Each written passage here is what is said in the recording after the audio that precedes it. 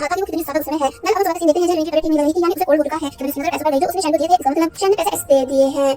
और वही कैंटीन में शैन कैलकुलेट कर रही है कि उसके पास अब कितने कम पैसे हैं जिनसे वो कुछ दिन काम चलाएगी, इसलिए उसने सबसे सस्ती डिश ऑर्डर की। एंड ज्यादा बारिश में भीग जाने की वजह से उसे भी कोल्ड हो चुका था। फिर हमें क्लास का सीन दिखाया गया जहाँ कैटी एक आर्टिकल रीड कर रही थी कि एक लड़की ने कैसे अपनी दोस्त का मर्डर कर दिया। इसलिए वो रेनिंग को समझाने लगी कि शैन तुम्हें कभी भी कुछ पीने के लिए दे तो उसे पीना मत, एंड वो कभी भी तुम्हें अपने साथ कहीं दूर लेकर जाए तो उसके साथ कभी भी जाना मत।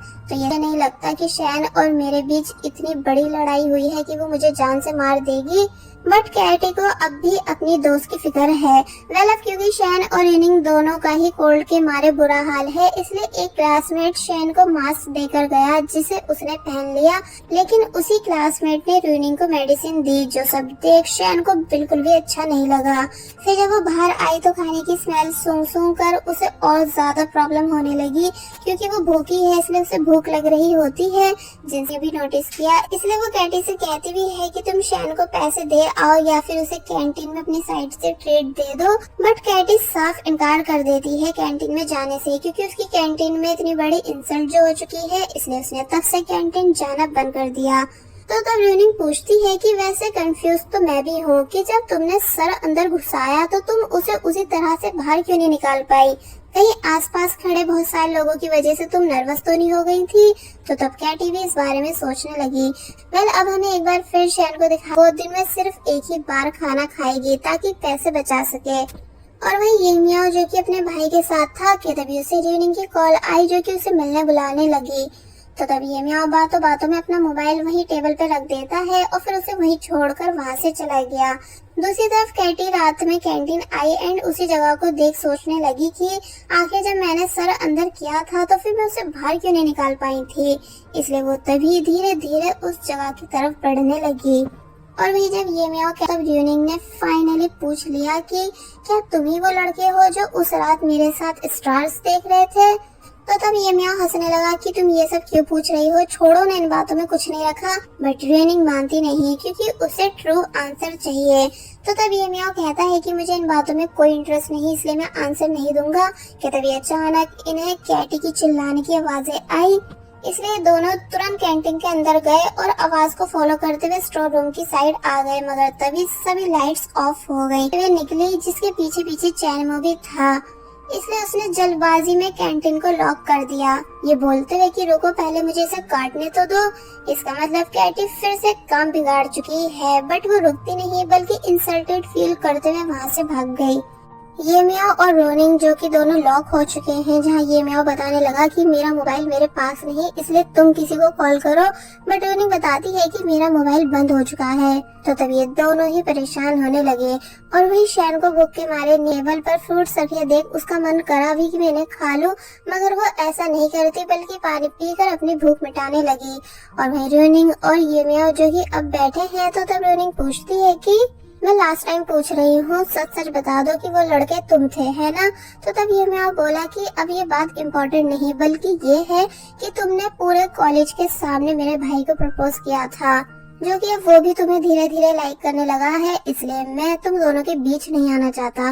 तो तब रेनिंग कहती है कि ठीक है मैं तुम्हारी बात समझ रही हूँ, याद रखना चाहते हैं उसे लेकर कंफ्यूज हो जाए तो तब ऐसा होने पर यादें खराब हो जाती हैं, इसलिए मेरे लिए ये जानना बहुत ही जरूरी है कि जिसके साथ मैं पूरी रात रही एंड जिसने मेरा ख्याल रखा था वो कौन था। तो तब ये मियाओ ने फाइनली बता दिया कि हाँ वो मैं ही हूँ जो तुमसे बचपन में मिल चुका हूँ, और साथ ही उसने रेनिंग को वो पेंटिंग भी दिखाई जो उसने बचपन में ड्रॉ की थी। तो तब उसे देख रेनिंग खुश हुई कि देखा मुझे पता था कि वो तुम ही हो, बट ये मियाओ बोलने लगा कि ये यादें मेरे लिए इम्पोर्टेंट नहीं, यानी मैं इन्हें वापस कर रहा हूँ ताकि तुम मुझे फ्री कर सको। तो तब रेनिंग हैरान हुई और पूछने लगी कि मतलब, कि तभी बिजली कड़की एंड ये मियाओ ने उस स्केच को बाहर लटका दिया, ये कहकर कि चलो बैट लगाते हैं कि अगर बारिश हुई और ये स्केच मिट गई तो तब तुम उन सभी यादों को भी मिटा दोगी, और अगर नहीं हुई, जो कि ऐसा होना पॉसिबल नहीं है क्योंकि मौसम काफी ज्यादा खराब है, कि तभी रेनिंग कहती है कि ठीक है मैं तैयार हूँ बैठ के लिए, और फिर गुस्से से ये मियाओ को देखने लगी। दोनों को वेट करते करते सुबह हो गई, बट अभी तक बारिश नहीं हुई थी, इस ही रहा था मगर तभी रोनिंग ने पीछे से पानी फेंककर उस स्केच को खराब कर दिया, ये बोलकर कि आखिर तुम खुद को समझ क्या रहे हो, यानी क्या ये कोई ड्रामा चल रहा है जो तुमने बैट लगा दी कि अगर स्केच नहीं भीगी तो मैं तुम्हारे साथ रहूंगी और अगर भीग गई तो मुझे येलिन को छोड़ना नहीं होगा। ये मैं गुस्सा हुआ कि अगर तुम ऑलरेडी फैसला कर चुकी थी तो पूरी रात मेरे साथ यहाँ रुकी क्यों। तो तब रोनिंग ने बताया इसलिए क्योंकि मुझे दिखाना था कि मैं भी वेट कर सकती हूँ, जैसे तुमने किया था बचपन में मेरे साथ पूरी रात बैठकर, जब तक कि मेरे पेरेंट्स मुझे ढूंढते हुए आ नहीं गए थे। बराबर हुआ और फिर लास्ट में जाने से पहले बोले कि तुम कभी ये बात मत भूलना कि मैं तुमको हद से ज्यादा नफरत करती हूँ और आगे भी करती रहूंगी, इसलिए तुमसे प्यार तो करना दूर अब मैं तुम्हें अपनी मेमोरीज में भी याद नहीं रखूं। और फिर तभी सिक्योरिटी गार्ड को कॉल कर डोर ओपन करने का बोलने लगी। यानी रोनिंग का मोबाइल ठीक था, उसने बस पूरी रात ये म्याओ के साथ रहकर उसका एहसान पूरा किया।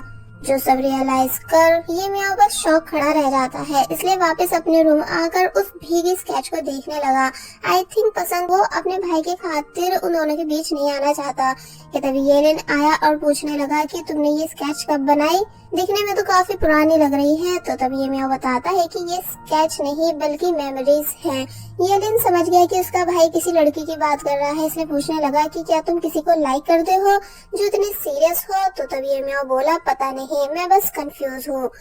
अब दोनों भाई साथ में डिनर करने लगे, जहाँ ये म्याओ काफी सोचने के बाद फाइनली अपने भाई को बता देता है कि भाई वो स्केच जिसे अभी आपने देखा वो मैंने तब बनाई थी। बोला अच्छा, मगर ये म्याओ जब जैसे बताता है कि उस स्केच को मैंने बचपन में रोनिंग को याद करते हुए बनाया था, तो ये सुन येलिन का रिएक्शन कुछ इस टाइप था, यानी बिल्कुल शॉकिंग एंड एंग्री। पर अब इन दोनों के बीच यहाँ क्या बात हुई ये तो हमें बताया नहीं गया। बट अब नेक्स्ट डे क्लास के दौरान ये म्याओ बार बार सिर्फ रोनिंग को देख रहा है, मगर रोनिंग ये म्याओ से बिल्कुल बात नहीं करती। जबकि दूसरी तरफ शैन का भूख के मारे बुरा हाल था, तो वहीं कैटी एंड चैनमू का अलग ही सीन चली। चैनमू से गुस्सा थी बट चैनमू को नहीं पता कि आखिर ये गुस्सा क्यों है, इसलिए नेक्स्ट सीन में वो ये म्याओ को इस बारे में बताने लगा कि पता नहीं क्यों कैटी मुझसे गुस्सा है। तो तब ये म्याओ बोला इसलिए क्योंकि उसकी 2 बार तुम्हारे सामने इंसल्ट हो गई, इसलिए गुस्सा तो आएगा ही, क्योंकि हम जिसे पसंद करते हैं उसके सामने खुद की इंसल्ट नहीं करा सकते। कि तभी इस बात पर ये म्याओ को रोनिंग याद आने लगी कि वो कैसे कैसे रोनिंग के साथ टाइम स्पेंड कर चुका है, इसलिए उसकी यादों में वही फ्रीज खड़ा रह गया। और वही येलिन जो कि बास्केटबॉल खेल रहा था एंड देख थोड़ा गुस्सा भी है, कि तभी एक सीनियर ये म्याओ को देख बोलने लगी कि क्यों ना तुम दोनों भाइयों के बीच एक मैच हो जाए, जिसके लिए ये दोनों मान गए। धीरे धीरे पूरे कॉलेज में भी ये बात फैल गई कि कॉलेज के फेमस एंड हैंडसम ब्रदर्स आज एक दूसरे के अगेंस्ट खेलने वाले हैं, इसलिए सभी लोग बास्केटबॉल कोर्ट आ जाते हैं, जहां हम शैन को भी देख सकते हैं जो कि वो भी ये म्याओ का सुनकर यहाँ आई है। सब मैच स्टार्ट किया जाएगा, जहां सभी गर्ल्स इन दोनों को चेयर अप कर रही थी। बट आगे क्या होगा यानी कौन मैच में ही पता चलेगा। और बस फिर इसी सीन के साथ पार्ट 6 यहीं पर एंड हो जाता है। अभी तक हमने देखा कि येलिन गुस्सा है अपने भाई ये म्याओ से, इसलिए मैच स्टार्ट होने से पहले उसे गुस्से से घूर रहा था, जबकि ये म्याओ नॉर्मल नजर आ रहा है। कि तभी येलिन को वो सभी बातें याद आने लगी जो उसने ब्रेकफास्ट के टाइम ये म्याओ से की थी, यानी वो सुबह शॉक रह गया था ये जानकर कि ये म्याओ रोनिंग से बचपन में मिल चुका है, जहां उसने उसकी स्केच भी बनाई थी।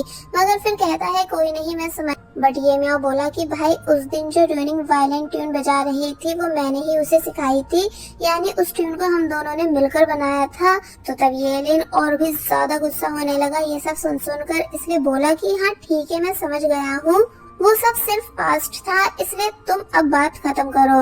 बट ये म्याओ ने जब जैसी मेन बात बताई कि जब रोनिंग ने आपको प्रपोज किया था सभी के सामने, तो तब उसने ऐसा इसलिए किया क्योंकि उसे लगा कि आप उसके वही वाले दोस्त हो, जबकि वो लड़का मैं हूँ जिसे वो लाइक करती। उठ गया, इसलिए वो उठकर कहता है कि मैंने कहा ना ये सब पास्ट था जब वो तुम्हें लाइक किया करती थी, बट प्रेजेंट में अब मैं उसके साथ हूँ और आगे फ्यूचर में भी हमेशा मैं ही उसके साथ रहूंगा, इसलिए अच्छा रहेगा कि तुम सारा पास्ट भूल जाओ। तो तब अपने भाई को इतने ज्यादा गुस्से में देख ये म्याओ कुछ नहीं बोल पाता है। इसका मतलब अब येलिन कंफर्म है अपनी फीलिंग्स को लेकर कि वो रोनिंग को लव करने लगा है, इसलिए उसे अपने भाई को नहीं देना चाहता। स्टोरी वापस से प्रेजेंट में आई, जहाँ मैच स्टार्ट हुआ एंड दोनों ही काफी अच्छा खेला, बॉल फेंक कर जीतने ही वाला था, मगर तभी रोनिंग को देख फ्रीज रह गया, इसलिए येलिन उससे बॉल लेकर खुद मैच जीत जाता है एंड काफी ज्यादा खुश भी नजर आ रहा था। मगर जब जैसे उसने नोटिस किया कि ये म्याओ नॉन स्टॉप रोनिंग को देख रहा है तो तब उसे बिल्कुल भी अच्छा फील नहीं होता। शैन भी दूर से ये सब नोटिस कर रही थी, इसलिए बोलती है कि एक प्रिंसेस ही होती है जो कि जब जैसी आती है तो सारी अटेंशन ले लेती है। वैल ये सीन ही कट होता है और अब दिखाया गया शैन को छोड़कर, यानी भूख के मारे उससे हिला तक नहीं जा रहा कि तभी अपने क्लासमेट को एक्सपायर बंस ले जाता देख वो उससे बोली कि अरे तुम तो मेरे क्लासमेट हो ना, इसलिए क्या मैं तुम्हारी हेल्प करवा सकती हूँ इन्हें फिकवाने में। तो तब वो स्टूडेंट बोला कि बिल्कुल, मगर क्या पहले तुम मुझे बता सकती हो कि मेरा नाम क्या है। तो ये सुन शैन चुप रह गई क्योंकि उसे उस लड़के का नाम नहीं पता था। एक्चुअली ये वही लड़का है जो कि शैन से दोस्ती करना चाहता था, इसलिए उसने शैन को मास्क दिया था और फिर जब शैन जाने लगी थी तो तब भी वो उसे आने के लिए, बट शैन गुस्सा हुई कि तुमने रोनिंग को तो मेडिसिन दी और मुझे ये मास्क, क्या मेरी बीमारी नहीं बल्कि इन्फेक्शन है जो तुम सभी लोगों में फैल जाएगा जो तुम मुझे ये दे रहे हो।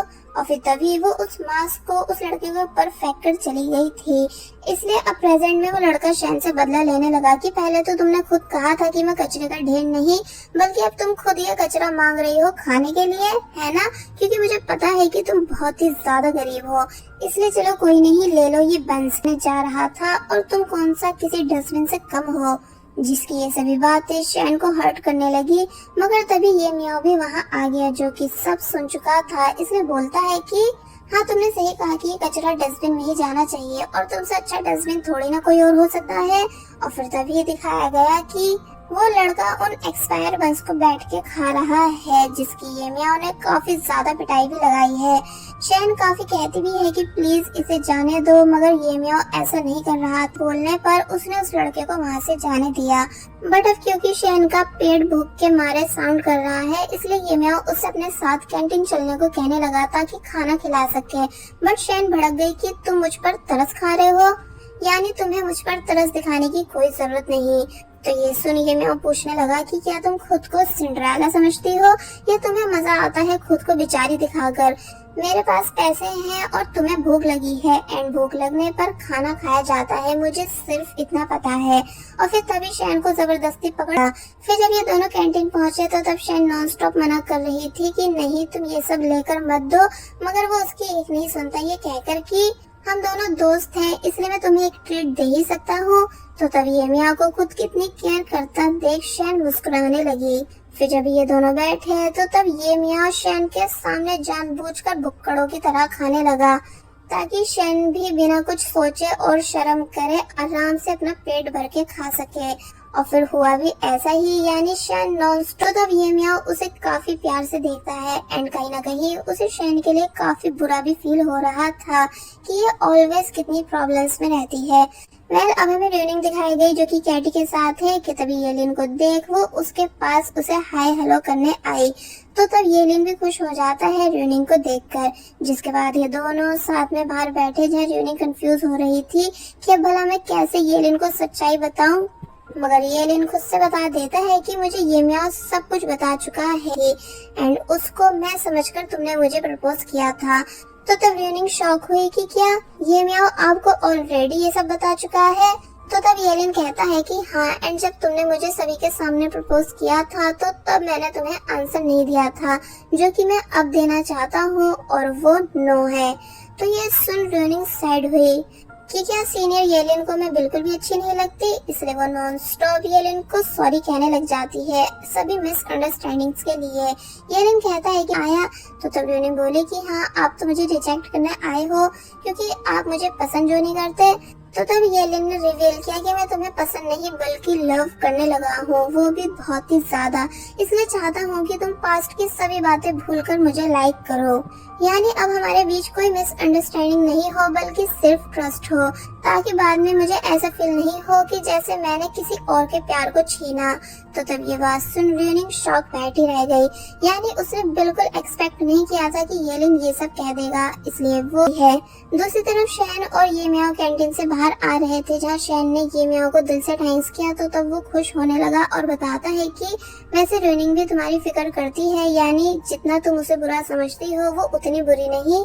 एंड मुझे पता है कि उस दिन उसका हेयर स्ट्रेटनर भी तुम्ही ने खराब किया था, क्योंकि जिस तरह से वो खराब था साफ पता चल रहा था कि उसमें किसी ने छेड़छाड़ की है। तो तब शैन पहले तो गुस्सा हुई कि तुम हमेशा रूनिंग को ही करेक्ट क्यों बताते हो, मगर फिर बाद में अपनी गलती एक्सेप्ट कर लेती है। डांट देने लगा ये बताकर कि तुम इसे जब चाहो तब यूज कर सकती हो एंड ज्यादा सोचने की जरूरत नहीं, मैं तुम्हें ये एक दोस्त होने के नाते दे रहा हूँ।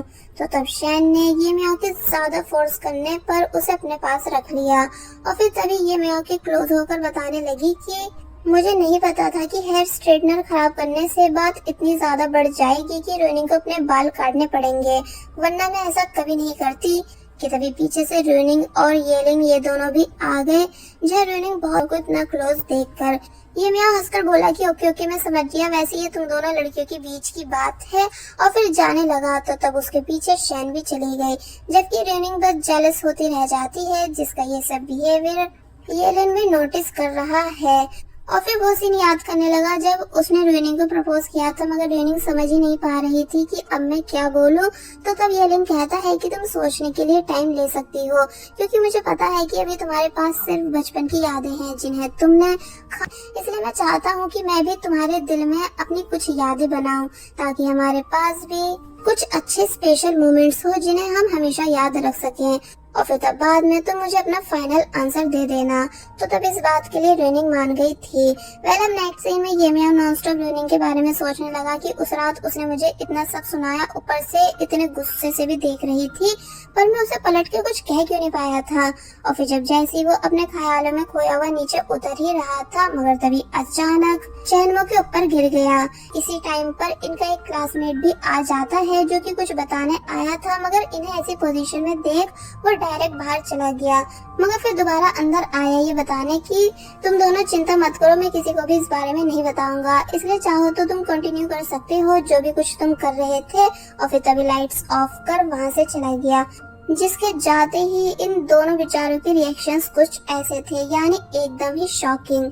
और फिर अब नेक्स्ट डे हम देखते हैं कि ये म्याओ जब जैसे अपनी क्लास में आया यानी उसका मजाक बना रहे थे, क्योंकि अब सभी को लग रहा है कि ये म्याओ एंड चैनमो दोनों लव रिलेशन में है, जिस वजह से चैनमो भी काफी ज्यादा इंसल्टेड फील कर रहा था। तो तब ये म्याओ भी अपना मुंह छुपाते हुए आगे बढ़ गया, क्योंकि अब कुछ है ही नहीं इन दोनों के पास एक्सप्लेन करने के लिए। दूसरी तरफ वही सीनियर जो एपिसोड 1 में शैन को डांट रही थी, वो भी ये म्याओ का मजाक बनाने लगी कि मुझे नहीं पता था कि येलिन के भाई को बॉयज में इंटरेस्ट है, जिनकी बातें पीछे से ये म्याओ भी सुन रहा है।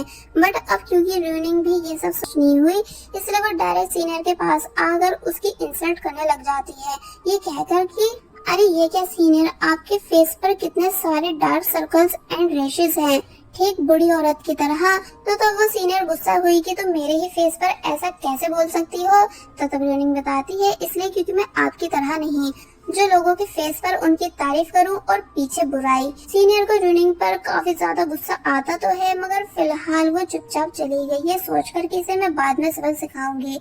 ज्यादा इम्प्रेस हुआ कि इसने कैसे मेरा स्टैंड लिया, इसलिए बाहर आकर रोनिंग की हिम्मत की तारीफ करने लगा, जिस वजह से पहले तो वो नर्वस हुई कि मुझे नहीं पता था कि ये भी यही है और इसने सभी बातें सुन ली होंगी, मगर फिर कहती है कि ये सब मैंने बस इसलिए किया क्योंकि मुझे गलत बात बर्दाश्त नहीं, और वैसे भी अब जब तुम यहाँ हो तो मेरी हेल्प कराओ बुक उठाने में।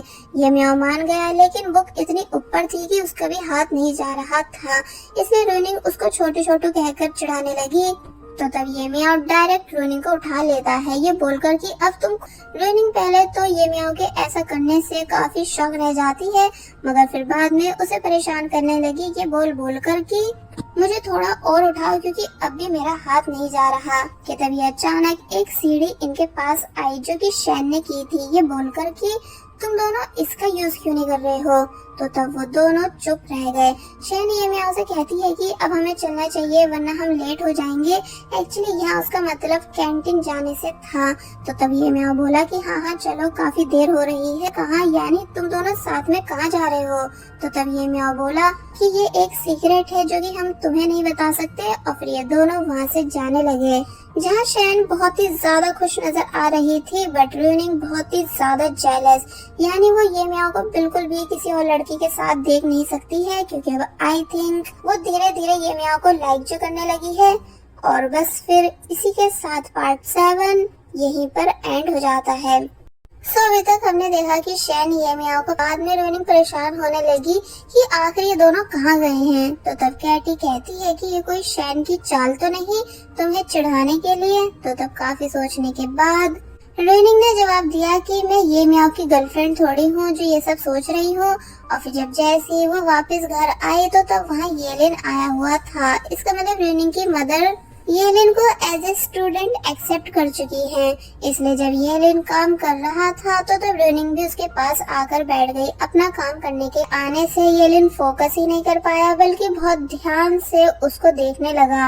इसलिए तभी उसने रोनिंग की एक स्केच भी रेडी कर दी और जब जैसी उसे रोनिंग को दिया तो तब रोनिंग को भी वो काफी ज्यादा पसंद आई। यानी वो खुश होकर कहती है कि येलिन आप सच में बहुत ही ज्यादा टैलेंटेड हो। तो ये सुन वो मुस्कुराने लगा। अब नेक्स्ट सीन में शैन जो कि ऊपर की तरफ जा रही है कि तभी उसने मिस मिंग को किसी से कॉल पर लड़ते हुए सुना। इसलिए वो हैरान हुई मगर तभी मिस मिंग जब जैसी शैन को ली जाती हैं, यानी इनके भी कुछ अलग ही मैटर्स हैं जो कि हमें आगे पता चलेंगे। अब हमें ये मियाओ का सीन दिखाया गया जो कि उसी ओल्ड स्केच को सही कर रहा है जो कि रोनिंग ने पानी फेंक कर खराब कर दिया था। मगर जब जैसी वो किसी काम से गया कि तभी चैनवो वहाँ आया। एंड अब क्योंकि ये मियाओ ने उस स्केच को खराब पेपर्स के बीच में छुपाया था इसलिए चैनवो को लगा कि ये भी खराब पेपर है। इसलिए वो उस पर अपने एक्सपेरिमेंट्स करने लगा। यानी उस स्केच को इतना सब देख ये मियाओ के होश उड़ गए। इसलिए वो बहुत ही ज्यादा गुस्सा हुआ और उसने डायरेक्ट चैनवो का कॉलर पकड़ लिया। मगर इस बार भी वही स्टूडेंट आ जाता है जो कि पिछली बार भी आया था, जिसको लगने लगा कि मैंने दोबारा से इन दोनों का रोमांस खराब कर दिया। इसलिए वो तभी लाइट ऑफ कर चला जाता है। तो तब ये दोनों एक बार फिर शर्मिंदा हुए। अब नेक्स्ट सीन में सभी सीनियर्स डिस्कस करने लगे कि कुछ दिनों बाद होने वाली स्टेज परफॉर्मेंस के लिए हमें किन किन जूनियर स्टूडेंट्स का नाम बनाना चाहिए। तो तब सभी ने हीरोइन के लिए रोनिंग और हीरो के लिए ये मियाओ का नाम दिया, जो सब सुन येलिन को बिल्कुल अच्छा नहीं लगा। मगर फिर बाद में उसे भी हाँ में हाँ मिलानी पड़ती है। और फिर अब जैसे ये बात ये मियाओ और रोनिंग को भी बताई गई तो तब ये दोनों काफी ज्यादा शॉक हुए कि क्या हमें एक साथ परफॉर्म करना है। सीनियर बताती है कि हाँ, एंड ये कोई नॉर्मल परफॉर्मेंस नहीं बल्कि अगर तुम अच्छे से परफॉर्म करोगे तो तुम्हें 5 पॉइंट्स भी मिलेंगे। तो ये सुन वो दोनों मान गए बल्कि अपनी परफॉर्मेंस की। तो तब उसे देख शैन मन ही मन बोली कि 5 पॉइंट्स बहुत ज्यादा होते हैं जिनके मिलने से रोनिंग को तो कोई फर्क नहीं पड़ेगा, बट अगर वो मुझे मिल जाए तो मुझे और आसानी होगी स्कॉलरशिप पाने में। आई थिंक इस चीज में मेरी हेल्प ये मियाओ करा सकता है। इसलिए वो नेक्स्ट डे ही ये मियाओ से आकर मिली। बट अब क्योंकि उसकी प्लेट में काफी कम खाना था इसलिए ये मियाओ पूछने लगा कि तुम इतना सा खाना क्यों लाई हो जबकि मैंने तुम्हें कैंटीन कार्ड दे तो रखा है जिसमें काफी ज्यादा बैलेंस है। तो तब शैन ने ये बताकर कि मुझे मेरी मॉम ने पॉकेट मनी दे दी है इसलिए मैं खुद से अपने खर्च उठा लूंगी और जो भी मैंने कुछ खर्च किया था वो सब पैसे भी मैंने इसमें वापस ऐड करा दिए हैं। मैं ऐसा इसलिए नहीं कर रही हूँ कि मैं तुमसे मदद नहीं लेना चाहती हूँ बल्कि तुम फर्स्ट हो जिसने मेरे बारे में इतना सोचा। मैं बस तुम्हें तुम्हारी चीज वापस कर रही हूँ। तो तब ये मियाओ उस कार्ड को वापस रख लेता है।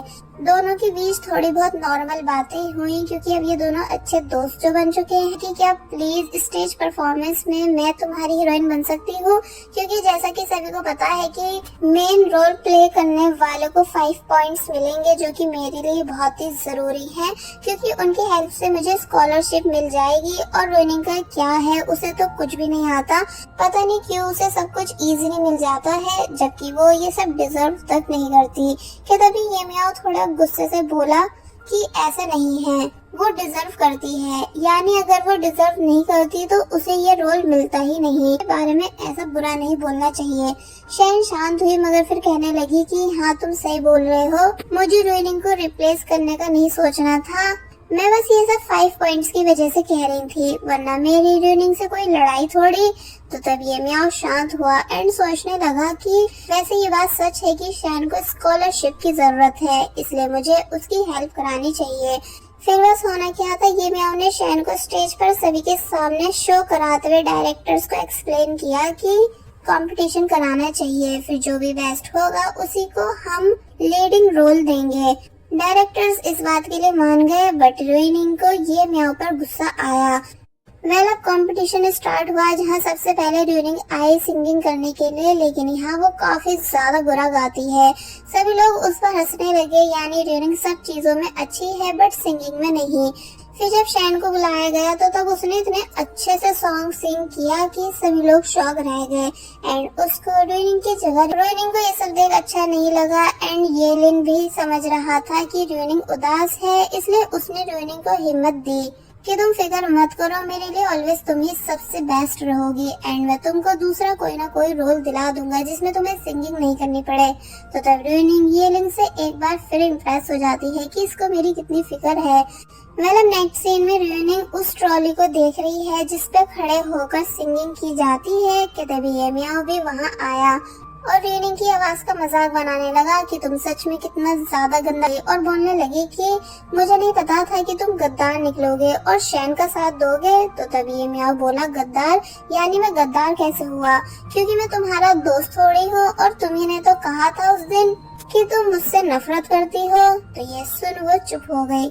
रोइनिंग कहती है, लेकिन फिर भी हम एक दूसरे को अच्छे से जानते तो हैं एंड मेरे घर भी आ चुके हो, तो तब भी मुझे छोड़कर शैन का साथ कैसे दे सकते हो, इसलिए कंफर्म करो कि कौन तुम्हारे लिए इम्पोर्टेंट है, मैं या फिर शैन। तो तब ये पूछता है कि पहले तुम बताओ कि तुम्हारे लिए कौन इम्पोर्टेंट है, मैं या मेरा भाई येलिन। रोइनिंग शॉक रह गई ये म्याओ की इस बात से और ये म्याओ आंसर का वेट करने लगा, मगर तभी शैन वहाँ आई ये म्याओ को लेने, ये बताकर कि डायरेक्टर हम दोनों से कुछ डिस्कस करना चाहते हैं। तो तभी ये म्याओ जाने लगा, जबकि रोइनिंग को बहुत ही ज्यादा गुस्सा आया क्योंकि शैन रोइनिंग को चिढ़ाकर जा रही थी। बाय द वे अब रोइनिंग अकेली है इस ट्रॉली रूम में, जिसके बाद शैन रोइनिंग को जेलस फील करा रही है परफॉर्मेंस की तैयारी कर करके। तो तब रोइनिंग को ये सब देख बिल्कुल भी अच्छा नहीं लगा कि तभी येलिन की कॉल आई जो कि उसे विंडो के पास बुला रहा है। और फिर अब जैसे ही रोइनिंग विंडो के पास आई कि तभी सरप्राइज रह गई क्योंकि येलिन ने उसको बैलून्स विद फ्लावर सरप्राइज दिया रोइनिंग का मूड अच्छा करने के लिए। शैन को ये सब देख बिल्कुल अच्छा नहीं लगा, बट रोइनिंग बहुत ही ज्यादा खुश हुई। साथ ही येलिन भी मुस्कुरा रहा है क्योंकि उसने इन सभी ताकि बाद में रोइनिंग को सरप्राइज दे सके। कैटी भी उस टाइम वही थी, इसलिए उसने वीडियो रिकॉर्ड की एंड उसे पब्लिकली शेयर कर दिया, जिस वजह से रातों रात वीडियो इंटरनेट पे वायरल हुई, जिसे चैनमो भी देख रहा है। इसमें बोलता है कि आजकल हमारे कॉलेज के स्टूडेंट्स इतने रोमांटिक क्यों हो रहे हैं, इनके ऐसा करने से हम पर भी प्रेशर बनता है कि हम भी अपनी वालियों को ऐसे ही इम्प्रेस करें। तो ये सुनिए मैं पूछने लगा कि तुम किसकी बात कर रहे हो, यानी कौन बेवकूफ हमारे कॉलेज में दीवाना आशिक बन रहा है। जैसे बताया कि और कौन, तुम्हारा बड़ा भाई येलिन। तो ये सुन ये म्याओ की नींद उड़ गई। और वही रोइनिंग जब जैसे खुश होकर फोटो देख रही थी कि तभी शैन वहाँ आई जिसे गुस्सा आ रहा था बैलून्स को देख देख कर, इसलिए वो बिन बात रोइनिंग से लड़ने लगी, जिसका सामना रोइनिंग ने भी किया। और बस फिर ऐसे ही काफी देर तक इन दोनों के बीच लड़ाई चली। फिर हमें नेक्स्ट डे का सीन दिखाया गया जहाँ सभी के कॉस्ट्यूम्स बिल्कुल ठीक थे सिर्फ रोइनिंग को छोड़कर, क्योंकि जैसा कि हम लास्ट टाइम देख चुके हैं कि रोइनिंग की थी, इसलिए सीनियर ने रोइनिंग को सबक सिखाने के लिए ऐसा किया। रिहर्सल स्टार्ट हुई जहाँ सभी लोग अपना बेस्ट दे रहे थे कि वो फेक थी। तो तब ये सब देख म्याओ उस पर जोर जोर से हंसने लगा और वही ट्रॉली को स्टेज पर लाया जा रहा होता है, लेकिन इसी बीच एक स्क्रू उसमें से निकल गया, बट किसी को इस बारे में पता नहीं चला। शैन भी काफी खुश नजर आ रही थी क्योंकि आज वो रोइनिंग से एक लेवल ऊपर जो जा चुकी है। मगर जब जैसे वो स्टेज पर आई सिंगिंग करते हुए तो तब थोड़ी देर तक तो सब कुछ ठीक चला जैसा चलना चाहिए था, मगर शैन जब जैसी नीचे उतरने लगी कि तभी ट्रॉली हिली की, इसलिए वो तभी ट्रॉली के पास आया और उसको गिरने से बचा लिया, जिस वजह से ट्रॉली गिरी तो नहीं बल्कि ये म्याओ के शोल्डर पे बहुत तेज चोट आई। और वहीं दूसरी तरफ शैन का भी पैर फिसल जाता है स्टेयर्स पे से। सभी लोग ये नजारा देख शॉक हुए एंड भागकर ये म्याओ के पास आए, जहाँ रोइनिंग को ये म्याओ की बहुत ही ज्यादा फिक्र हो रही थी। कैटी कहती है कि अरे ये क्या, शैन के कपड़ों पे ब्लड। तो फिर तब सभी की अटेंशन शैन पर गई कि शैन को भी काफी बुरी चोट आई है, इसलिए रोइनिंग शैन तुम ठीक हो, लेकिन शैन ने डायरेक्ट रोइनिंग को थप्पड़ मारा। वहाँ मौजूद सभी लोग शॉक रह गए कि आखिर शैन ऐसा क्यों कर रही है। तो तब वो बताती है इसलिए क्योंकि मुझे गिराने के पीछे र्यूनिंग का हाथ है। तो ये सुन सभी लोग और भी ज्यादा शॉक हुए और बस फिर इसी के साथ पार्ट 8 यहीं पर एंड हो जाता है। सो अभी तक हमने देखा कि शैन ने डायरेक्ट र्यूनिंग को थप्पड़ मारा ये बोलकर कि मुझे इसी ने गिराया है। कैटी बीच में आई कि नहीं तुम ऐसा नहीं कर सकती हो, लेकिन वो और जब जैसी दोबारा मारने ही वाली थी मगर तभी येलिन उसका हाथ पकड़ लेता है ये कहकर कि तुम इंजर्ड हो, इसका मतलब ये नहीं कि दूसरों पर इल्जाम लगाओ और हाथ उठाओ। तो तब वो बोली कि मैं सच कह रही हूँ क्योंकि कल रात सिर्फ ये थी जो लास्ट में ट्रॉली रूम से बाहर आई थी। जिस पर कैटी ने जवाब दिया कि लेकिन सिर्फ इस बात से तुम र्यूनिंग पर इतना बड़ा इल्जाम थोड़ी लगा सकती हो। एंड येलिन ने भी समझाया कि तुम चिंता मत करो, मैं सच्चाई का पता लगा लूंगा। तो तब शैन कहने लगी कि तुम सच्चाई का पता लगाओगे, तुम र्यूनिंग को पसंद करते हो इसलिए क्या तुम कभी बोलोगे उसके अगेंस्ट। एंड मैं अकेली नहीं बल्कि ये मियाओ भी इस चीज का गवाह है। इसलिए ये मियाओ से कहती है कि प्लीज ये मियाओ सभी को सच बताओ कि उस रात ट्रॉली रूम में र्यूनिंग अकेली थी। तो तब ये मियाओ कुछ सोचने लगा। र्यूनिंग भी रोते हुए उसकी तरफ देखती है। तो तब ये मियाओ ने जवाब दिया कि र्यूनिंग कभी ऐसा नहीं कर सकती। शैन ये सुन रोने लगी कि तुम हम दोनों को इक्वल ट्रीट क्यों नहीं कर रहे हो, यानी प्लीज सभी को बता दे। मियाओ सिर्फ ये बोलता जाता है कि र्यूनिंग ऐसा कर ही नहीं सकती है। कि तभी र्यूनिंग ने जोर से बोला कि हाँ मैं थी वहाँ पर बट मैंने कुछ भी नहीं किया। यानी ये बात सच है कि मैं जेलस हुई थी शैन से जब शैन को एक्ट्रेस का रोल मिला था, लेकिन मैं इतनी बड़ी स्टूपिड नहीं जो इतने से रोल के लिए किसी के साथ इतना बड़ा कुछ करूं। शैन दोबारा से र्यूनिंग को मारने ही वाली थी मगर तभी उसे रोक लिया गया ये कहकर कि तुम पहले हॉस्पिटल जाओ, इस बारे में हम बाद में बात। अपने साथ ले जाने लगी बट शैन ये मियाओ को पकड़ पूछती है कि तुमने मेरे साथ ऐसा क्यों किया, यानी तुम र्यूनिंग पर इतना ट्रस्ट क्यों करते हो। तो तभी ये मियाओ ने गुस्से से शैन की तरफ देखा तो वो खुद ब खुद पीछे हो गई। कुछ लड़कियां साइड से र्यूनिंग को बुरा भला कहने लग जाती हैं कि ये कितनी बुरी है जो इसने शैन के साथ ऐसा किया, जिनको कैटी ने काफी समझाया भी कि मेरी दोस्त निर्दोष है लेकिन कोई विश्वास नहीं करता। मतलब नेक्स्ट सीन में र्यूनिंग शांत बैठी है बट कैटी भगाना ही होगा बट र्यूनिंग ने उससे भी शांत होने का कहा कि तभी उसे स्टूडेंट काउंसलर की साइड से कॉल आई जिसे सुन वो शॉक रह गई। और वही कॉलेज के डीन भी र्यूनिंग की मदर को कॉल कर सब बता देते हैं बट वो यकीन ही नहीं करती कि उनकी बेटी ऐसा कुछ कर सकती है। कि तभी र्यूनिंग भी वहाँ आई जो कि ऐसे रिएक्ट करने लगी कि जैसे वो बिल्कुल ठीक है, बल्कि अपनी मॉम से खाने के लिए कुछ मांगती है। तो तब र्यूनिंग की मदर को अपनी बेटी के लिए काफी बुरा फील होने लगा। और वही दूसरी तरफ शैन जो कि अपनी मदर की कॉल आई जिन्हें मिस मिंग ने सब कुछ बता दिया, इसलिए वो अपनी बेटी को समझाने लगी कि तुम र्यूनिंग पर लगाया हुआ ब्लेम वापस ले लो क्योंकि र्यूनिंग ऐसा कभी नहीं कर सकती है, यानी तुम्हें मिसअंडरस्टैंडिंग हो रही है। तुम र्यूनिंग के साथ बचपन से रही हो इसलिए ऐसा सोच भी कैसे सकती हो कि र्यूनिंग तुम्हें हर्ट करेगी। तो तब शैन को बहुत ही ज्यादा गुस्सा आया कि कैसे उसकी मदर को सिर्फ र्यूनिंग पर विश्वास है, इसलिए वो सर दर्द का बहाना कर कॉल कट कर देती है और फिर सभी बैलेंस को भी बाहर उड़ा दिया। जिसके बाद अब हमें र्यूनिंग दिखाई गई जो कि ऑनलाइन हेट कमेंट्स पढ़ रही थी क्योंकि पूरे कॉलेज को लग रहा है कि ये सब र्यूनिंग की वजह से हुआ, इसलिए यहाँ वो काफी ज्यादा परेशान होने लगी। लेकिन जब जैसे र्यूनिंग के पास उसके फादर की कॉल आई तो तब उसका मूड बिल्कुल ठीक हो जाता है, यानी वो अपने फादर से खुश होकर बातें करने लगी। जिसके बाद अब हॉस्पिटल सीन दिखाया गया जहाँ येलिन भी र्यूनिंग के लिए आए हुए हेट कमेंट्स रीड कर रहा है। इसलिए ये मियाओ से पूछने लगा कि तुम्हारा यानी कहीं सच में ये सब र्यूनिंग नहीं तो नहीं किया, क्योंकि शैन और र्यूनिंग के बीच हमेशा लड़ाई होती ही रहती है। तो तब ये मियाओ गुस्सा होता है कि तुम ऐसा सोच भी कैसे सकते हो, यानी र्यूनिंग कभी ऐसा नहीं करेगी। माना इस टाइम सभी लोग उसके अगेंस्ट है पर हमें र्यूनिंग पर पूरा विश्वास रखना चाहिए क्योंकि वो हमारी दोस्त है। तो ये सुन येलिन शांत हो गया मगर फिर कहता है कि हाँ तुम सही बोल रहे हो, बट अगर र्यूनिंग की बेगुनाही का कोई सबूत नहीं मिला तो फिर बढ़ जाएंगी।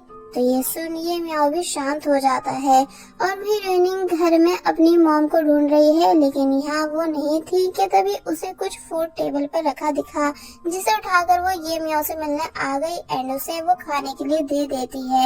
ये म्याऊ पहले तो सरप्राइज हुआ रोइनिंग को हॉस्पिटल में देखकर, मगर फिर उस फूड को खाने लगा, ये बोलकर कि मुझे नहीं पता था कि तुम इतनी जेंटल भी हो सकती हो जो मेरे लिए खाना लेकर आओ।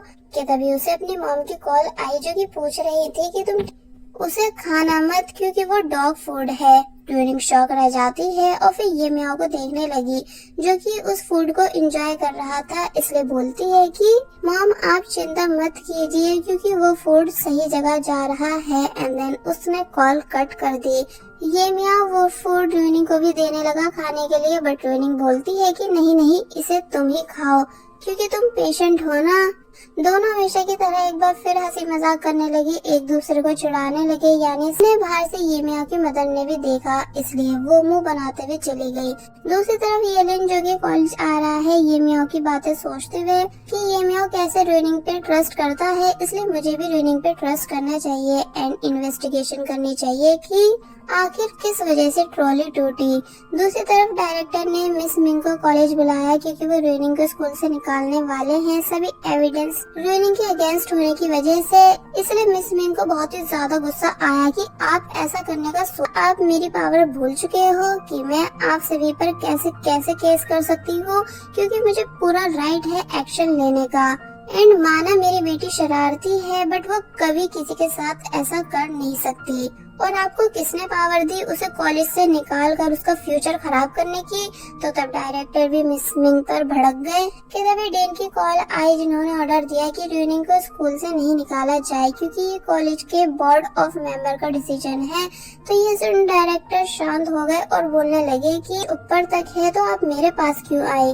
तो ये सुन वो हैरान हुए और फिर उस पर्सन से मिलने जाने लगी जिसने उनकी हेल्प कराई है।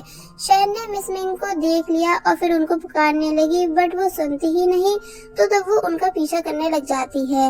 एक्चुअली मिस मिंग की हेल्प ये म्याऊ के फादर मिस्टर ये ने कराई है, क्योंकि जैसा कि मैंने आपको पहले भी बताया था कि ये म्याऊ के फादर और रोइनिंग की मदर दोनों पुराने दोस्त हैं, इसलिए मिस्टर ये ने मिस मिंग की हेल्प कराई, जिनको मिस मिंग थैंक्स करने लगी और फिर ये दो लग जाते हैं। मगर तभी शैन ने छुप कर मिस्टर ये का फोटो क्लिक कर डाला क्योंकि उसे जानना है कि आखिर इन दोनों के बीच चल क्या रहा है। और वही रोइनिंग जब जैसे हॉस्पिटल से बाहर आई कि तभी उसे ये म्याऊ की मदर यानी मिस रिन दिखी, जो कि रोइनिंग से अकेले में बात करने का पूछने लगी और फिर बाद में उसे बहुत कुछ सुनाती है कि आखिर तुमने मेरे दोनों बेटा का पीछा क्यों ले रखा है, क्या तुम्हें तुम्हारी मदर ने कुछ सिखाया नहीं, यानी तुम खुद तो सोशल मीडिया पर फेमस हो ही और रोइनिंग हैरान हुई कि आप आखिर मुझसे इतने गुस्से में क्यों बात कर रही हो। तो वो बोली मुझे बस जानना है कि तुमने मेरे बेटों पर क्या जादू किया है, जो एक ने तुम्हें बैलून से सरप्राइज दिया तो वही दूसरे ने अपने हाथ पर चोट मार ली। तुम्हारी वजह से मेरे बेटों का भी नाम खराब हो रहा है, इसलिए अच्छा रहेगा कि तुम उनकी लाइफ से चली जाओ। तो तब रोइनिंग बोली कि हाँ माना मेरी वजह से सब कुछ काम बिगड़ रहे हैं, इसलिए मैं शर्मिंदा भी हूँ, लेकिन मैं अपनी मॉम के अगेंस्ट कुछ नहीं सुन सकती हूँ। आपको लगता है बट मेरी मॉम इस वर्ल्ड की सबसे बेस्ट मॉम है, जो कभी बच्चों के सामने उनकी मदर्स की बुराई नहीं करती जैसा कि आप कर रही हो। और फिर तभी थोड़ा बहुत और सुनाने के बाद वो वहाँ से चली गई, जबकि मिस रिन को बस गुस्सा ही आता रह गया।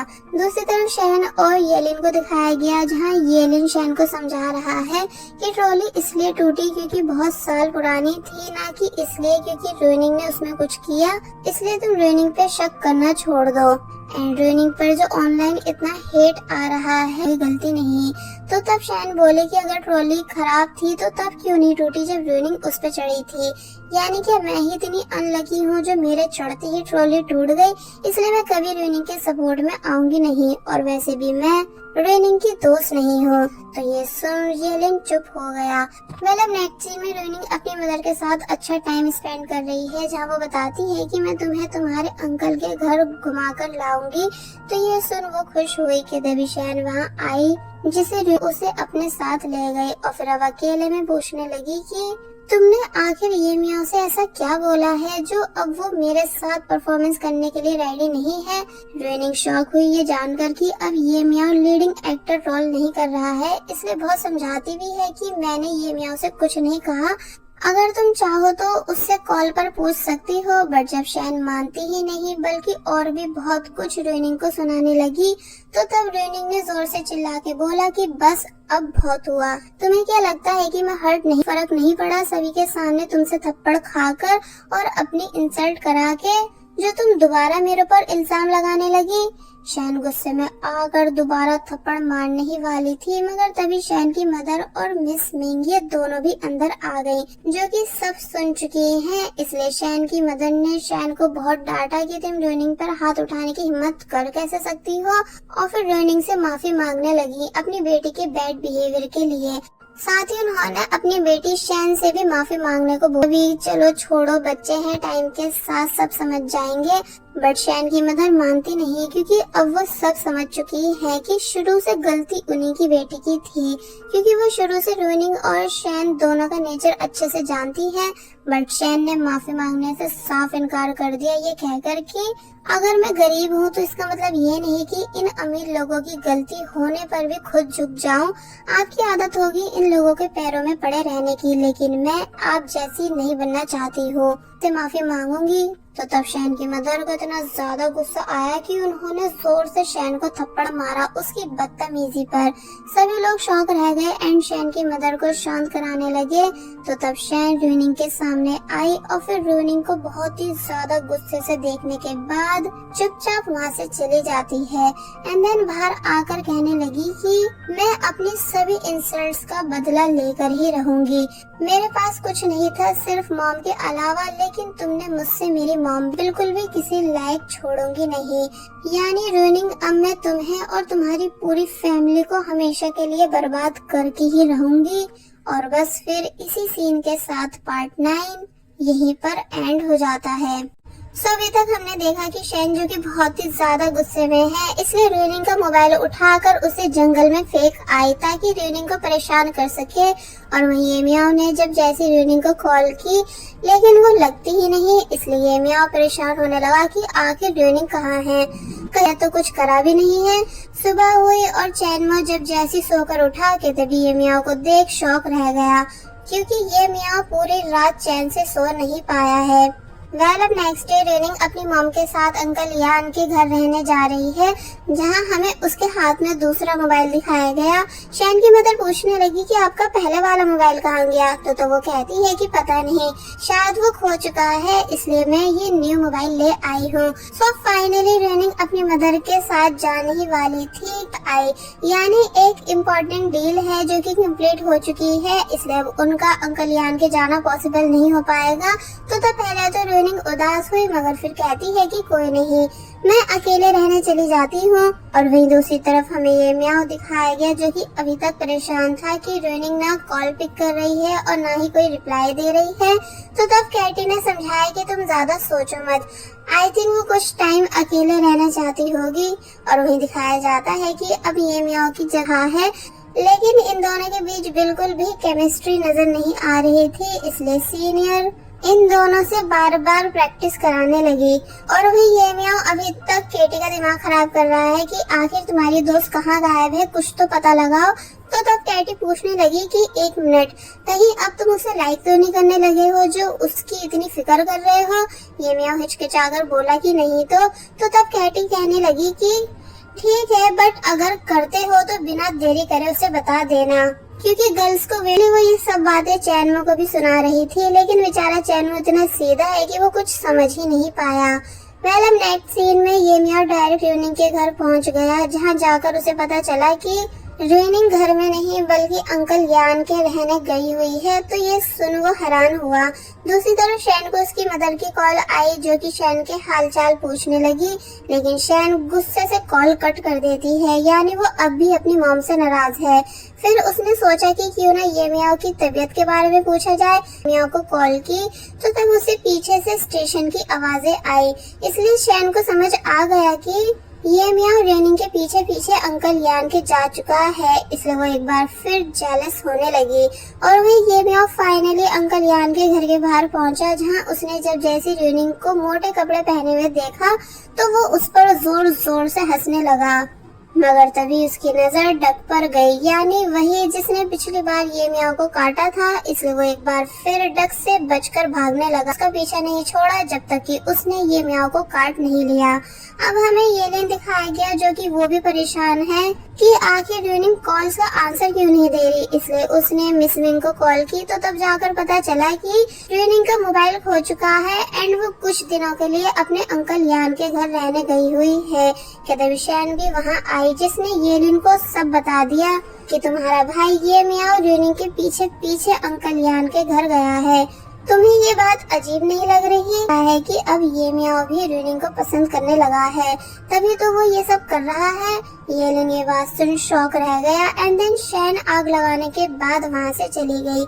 और वही दूसरी तरफ दिखाया गया कि अब ये मियाओ ने भी अंकल यान के मोटे कपड़े पहने हुए हैं, क्योंकि ये सब जिस जगह है वहाँ बहुत ठंड पड़ती है, इसलिए इन सभी का ठंड के मारे बुरा हाल था। और फिर अब ये सभी साथ में बैठकर डिनर करने लगे, जहाँ हम एक बच्चे को भी देख सकते हैं, जो कि वो भी रेनिंग की तरह अंकल यान के पास रहने आया हुआ है। यान का कोई रिलेटिव है। बाय द वे अंकल यान ने खाना अच्छा नहीं बनाया था, इसलिए ये मियाओ शेफ की तरह कमियां निकालने लगा।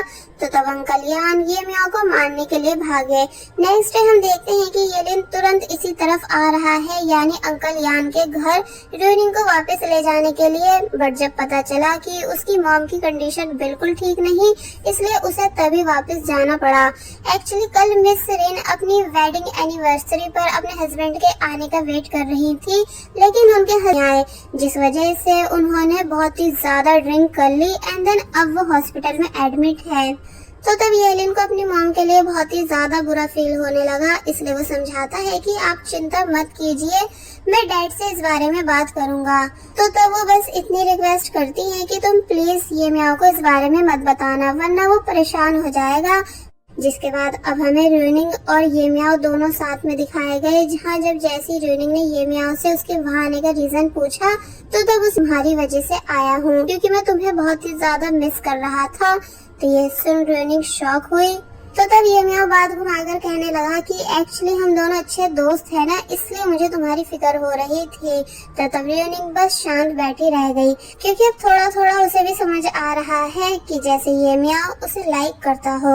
और वही येलिन अपने डैड से बात करने आया कि आप मॉम को बिल्कुल भी टाइम क्यों नहीं देते हो, यहाँ तक कि आप उन्हें हॉस्पिटल में भी देखने नहीं आए। जिस पर मिस्टर ये ने बताया कि मेरी इसलिए मैं आ ही नहीं पाया, और मैंने तुम्हारी मॉम से पहले कह दिया था कि मेरा वेट ना करे, बट वो मेरी सुनती ही नहीं है एंड मैं उसे खुद ड्रिंक करने से मना करता हूँ, लेकिन वो मेरी इस बात को भी नहीं मानती, तो अब भला मेरी क्या गलती। तो ये सुन येलिन चुप हो गया, क्योंकि वो जानता है कि उसके डैड उसकी मॉम की बिल्कुल फिक्र नहीं करते हैं। जिसके बाद नेक्स्ट डे येलिन खुद से अपनी मॉम को हॉस्पिटल से घर ले आया, और जब येलिन की मदर को पता चला कि उनके हस्बैंड रात से घर आए हुए हैं, तो तब वो मैड से बोली, ऐसा करो तुम मिस्टर ये से रुकने का कहो, मैं अभी रेडी होकर आती हूँ। मगर मिस्टर ये बिना अपनी वाइफ का वेट करे चले गए इम्पोर्टेंट मीटिंग में। तो तब मिस रेन को इतना ज्यादा गुस्सा आया कि उन्होंने गुस्से से वास तोड़ दिया। अब हम रेनिंग को देखते हैं, जो कि जब जैसी बाहर आई कि तभी उसे अपने सामने बहुत सारी स्केच दिखी, यानी ये सभी स्केच ये मियाओ ने रेनिंग के लिए बनाई है, उसे ये दिखाने के लिए कि वो रेनिंग को कितना ज्यादा पसंद करता है। सभी स्केच उन सभी मोमेंट्स की थी जो ये दोनों साथ, यानी अभी तक इन दोनों ने जितना भी अच्छा टाइम स्पेंड किया है वो सब स्केच में था। साथ ही लास्ट में इनके बचपन की वो स्केच भी थी जिसे रेनिंग ने खराब कर दिया था। इसका मतलब ये मियाओ इसे ठीक कर चुका है। और अब जैसे रेनिंग की तरफ आ ही रहा था कि तभी सामने से एंट्री हुई येलिन की, जिसने डायरेक्ट रेनिंग को हक कर लिया क्योंकि वो उसे काफी ज्यादा मिस कर रहा था। रेनिंग शॉक खड़ी रह गई और रोते हुए ये मियाओ की तरफ देखने लगी, जो कि अब वापस जा रहा है। एक्चुअली दी है तो अब रेनिंग ही आगे डिसाइड करेगी कि उसको किसके साथ रहना है। अब हमें रात का सीन दिखाया गया जहाँ रेनिंग का उन स्केच को देख देख कर जी भर ही नहीं रहा था, इसलिए बोलने लगी कि मुझे नहीं पता था कि ये मियाओ भी मुझे लाइक करता है, पर चलो जो भी है उसने अच्छा किया अपनी फीलिंग्स के बारे में मुझे बताकर। वेल अब नेक्स्ट डे ये तीनों वापस घर जा रहे हैं, जहां अंकल यान ने समझाया कि तुम तीनों को अगर आगे बढ़ना है तो पहले अपनी बेसिक स्ट्रॉन्ग करनी होगी, यानी कैसे भी करके ध्यान दो। तो तब वो इस बात के लिए मान गए। फिर अब हमें कॉलेज का सीन दिखाया गया, जहां आज फाइनली रेनिंग आ चुकी है और कैटी के साथ सेल्फीज लेने लगी। तो तब ये लिन उसे देखते हुए खुश हो रहा था, मगर ये सब देख शैन को बिल्कुल भी अच्छा नहीं लगा और फिर वो उस टाइम को याद करने लगी जब अभी थोड़ी देर पहले वो ये मियाओ से मिली थी। एक्चुअली ये मियाओ बहुत ही ज्यादा गुस्से से बास्केटबॉल खेल रहा था, क्योंकि रेनिंग उसके भाई का भी लव है और उसका भी, जो बात उसे दुख आई, जो कि पहले ये मियाओ से रोल छोड़ने का पूछने लगी। तो तब ये मियाओ ने बताया कि अब जब रेनिंग ही परफॉर्मेंस नहीं कर रही है तो मैं वहाँ क्या करता। तो ये सुन शैन को गुस्सा आया, इसलिए आज उसने फाइनली अपनी फीलिंग्स ये मियाओ को बता दी कि मैं तुम्हें बहुत ही ज्यादा लाइक करती हूँ। बट ये मियाओ ने सॉरी कहते हुए शैन को मना कर दिया, क्योंकि उसने शैन को हमेशा सिर्फ एक क्लासमेट समझा है। तो ये सुन शैन उदास होते हुए वहाँ से जाने लगी कि तभी ये मियाओ कहता है कि और हाँ, मैं वो दिन भूल मारा था, इसलिए उम्मीद करता हूँ कि ये तुम्हारी पहली और आखिरी मिस्टेक होगी। तो तब ये बात सुन शैन को उस टाइम बहुत ही ज्यादा गुस्सा आया था, इसलिए प्रेजेंट में वो येलिन को एक बार फिर भड़काने लगी कि तुम्हारा भाई ये मियाओ सच में रेनिंग को पसंद करता है, यानी उसे तुम्हारी बिल्कुल फिक्र नहीं, वो सिर्फ अपने दिल की सुन रहा है, साथ ही रेनिंग भी तुम्हें चीट कर रही है। तो तब आज फर्स्ट टाइम येलिन ने शैन पर गुस्सा किया और उससे चुप होने को कहा। तो तब वो बोलती प्रूफ दिखाती हूँ एंड देन रेनिंग को कॉल कर झूठ कहने लगी कि ये मियाओ को बहुत तेज चोट आई है और वो ग्राउंड में है। तो तब ये सुन रेनिंग तुरंत भागते हुए वहाँ से चली गई। येलिन ये सब देख शॉक रह गया एंड देन शैन ने बोला कि अगर अभी तुम इंजर्ड हुए होते तो रेनिंग कभी इतनी जल्दबाजी में नहीं जाती। तो ये सब सुन येलिन को और ज्यादा गुस्सा आने लगा और वही रेनिंग अब जैसी फाइनली ये मियाओ को ढूंढते हुए आई और बोलने लगी कि तुम यहाँ क्या कर रहे हो, मुझे पता चला कि तुम इंजर हो, मैं तुम्हें हॉस्पिटल लेकर जाऊंगी। तो तब ये मियाओ समझ गया कि इसके साथ किसी ने मजाक किया है, बट अब क्योंकि ये मियाओ को खुशी मिली ये देखकर कि रेनिंग को उसकी कितनी ज्यादा फिक्र है, इसलिए वो तभी ऊपर से नीचे हुआ एंड देन डायरेक्ट रेनिंग को किस कर देता है, क्योंकि अब वो और ज्यादा अपनी फीलिंग्स पे कंट्रोल नहीं कर सकता, जिस वजह से रेनिंग बस शॉक हुई भी रह गई। और बस फिर इसी सीन के साथ पार्ट 10 यहीं पर एंड हो जाता है। सो अभी तक हमने देखा कि ये मियाँ डायरेक्ट रेनिंग को किस कर होश आया तो वो काफी ज्यादा शर्मिंदा था, साथ ही रेनिंग भी शॉक हुई हुई थी और फिर अब ये मियाँ जल्दी से अपने रूम आ जाता है, लेकिन यहाँ वो काफी ज्यादा खुश दिखाई दिया, यानी इतना ज्यादा खुश कि अजीब वो गरीब हरकतें करने लगा, जिसको ये सब करते हुए चैनमो हैरानी से देख रहा है और समझ नहीं पा रहा था कि आखिर इसे हो क्या गया। कि तभी अचानक ये मियाँ ने चैनमो का फेस पकड़ लिया उसको रेनिंग समझते हुए। तो तब बेचारे चैनमो की क्या हालत हुई वो तो हम सभी देख ही सकते हैं। आ गया जो कि हमेशा गलत टाइम पे आता है, जो कि इन दोनों को ऐसी पोजीशन में देख एक बार फिर इन दोनों को गलत समझने लगा। वेल अब नेक्स्ट डे आज रात होने वाली परफॉर्मेंस से पहले सभी को समझाया जा रहा था कि किसी को भी कोई मिस्टेक नहीं करनी, क्योंकि सभी डायरेक्टर्स और प्रोफेसर डिसाइड करेंगे कि सभी के रोल्स ठीक है भी कि नहीं। तो तब इस चीज के लिए वो सभी मान गए कि वो सभी अपना बेस्ट देंगे, लेकिन रेनिंग ये मियाओ के ख्यालों में खोई हुई है, यानी उसे बार बार ये भी। वेल कैटी ने रेनिंग को सौंप दिया ये बताकर कि इसे प्लीज चैनमो को दे आओ, क्योंकि इसे मैंने अपने हाथों से बनाया है। तो तब रेनिंग स्टेज पर चैनमो को ढूंढने लगी कि तभी सीनियर ने रेनिंग को टोका कि तुम यहाँ क्या कर रही हो, यानी तुम अभी भी शैन के केस की सस्पेक्ट हो, इसलिए ऐसे ही इजिली यहाँ वहाँ नहीं घूम सकती। तो तब रेनिंग सीनियर की ही टोन में उन्हें आंसर देने लगी और साथ ही ये भी बोली कि मैं यहाँ बस चैन को ये सूप देने आई हूँ। और रही बात मेरे यहाँ घूमने की, तो मेरी मॉम ने कॉस्ट्यूम्स के लिए मैं बस उसी का रिकॉर्ड रजिस्टर में ऐड करवाने आई थी। और फिर जब जैसे ही चैनमो के पास जाने लगी कि तभी शैन ने पूछा कि आखिर तुम्हें किस बात का घमंड है, उन पैसों का जो तुम्हारे पेरेंट्स के हैं? रेनिंग पूछने लगी मतलब। तो तब शैन कहती है कि जिन 40 कॉस्ट्यूम्स के पैसे तुम्हारी मॉम ने दिए हैं, क्या तुम उस चीज का घमंड कर रही हो? रेनिंग बोली घमंड किस बात का, वो सिर्फ 40 कॉस्ट्यूम्स ही तो हैं। तो तब सीनियर बोली कि तुम जैसे अमीरों के लिए कोई बड़ी बात नहीं, लेकिन हम जैसे कमाना भी बहुत मुश्किल होता है। तुमने कभी हार्ड वर्क नहीं किया, इसलिए तुम कभी इस बात को समझ नहीं पाओगी। तो तब रेनिंग इतना सब सुनने के बाद बोल देती है कि मैं भी पैसे कमा सकती हूँ। तो तब शैन ने बोला ठीक है, तो फिर तुम एक ही दिन में 1000 रुपए कमा कर दिखाओ।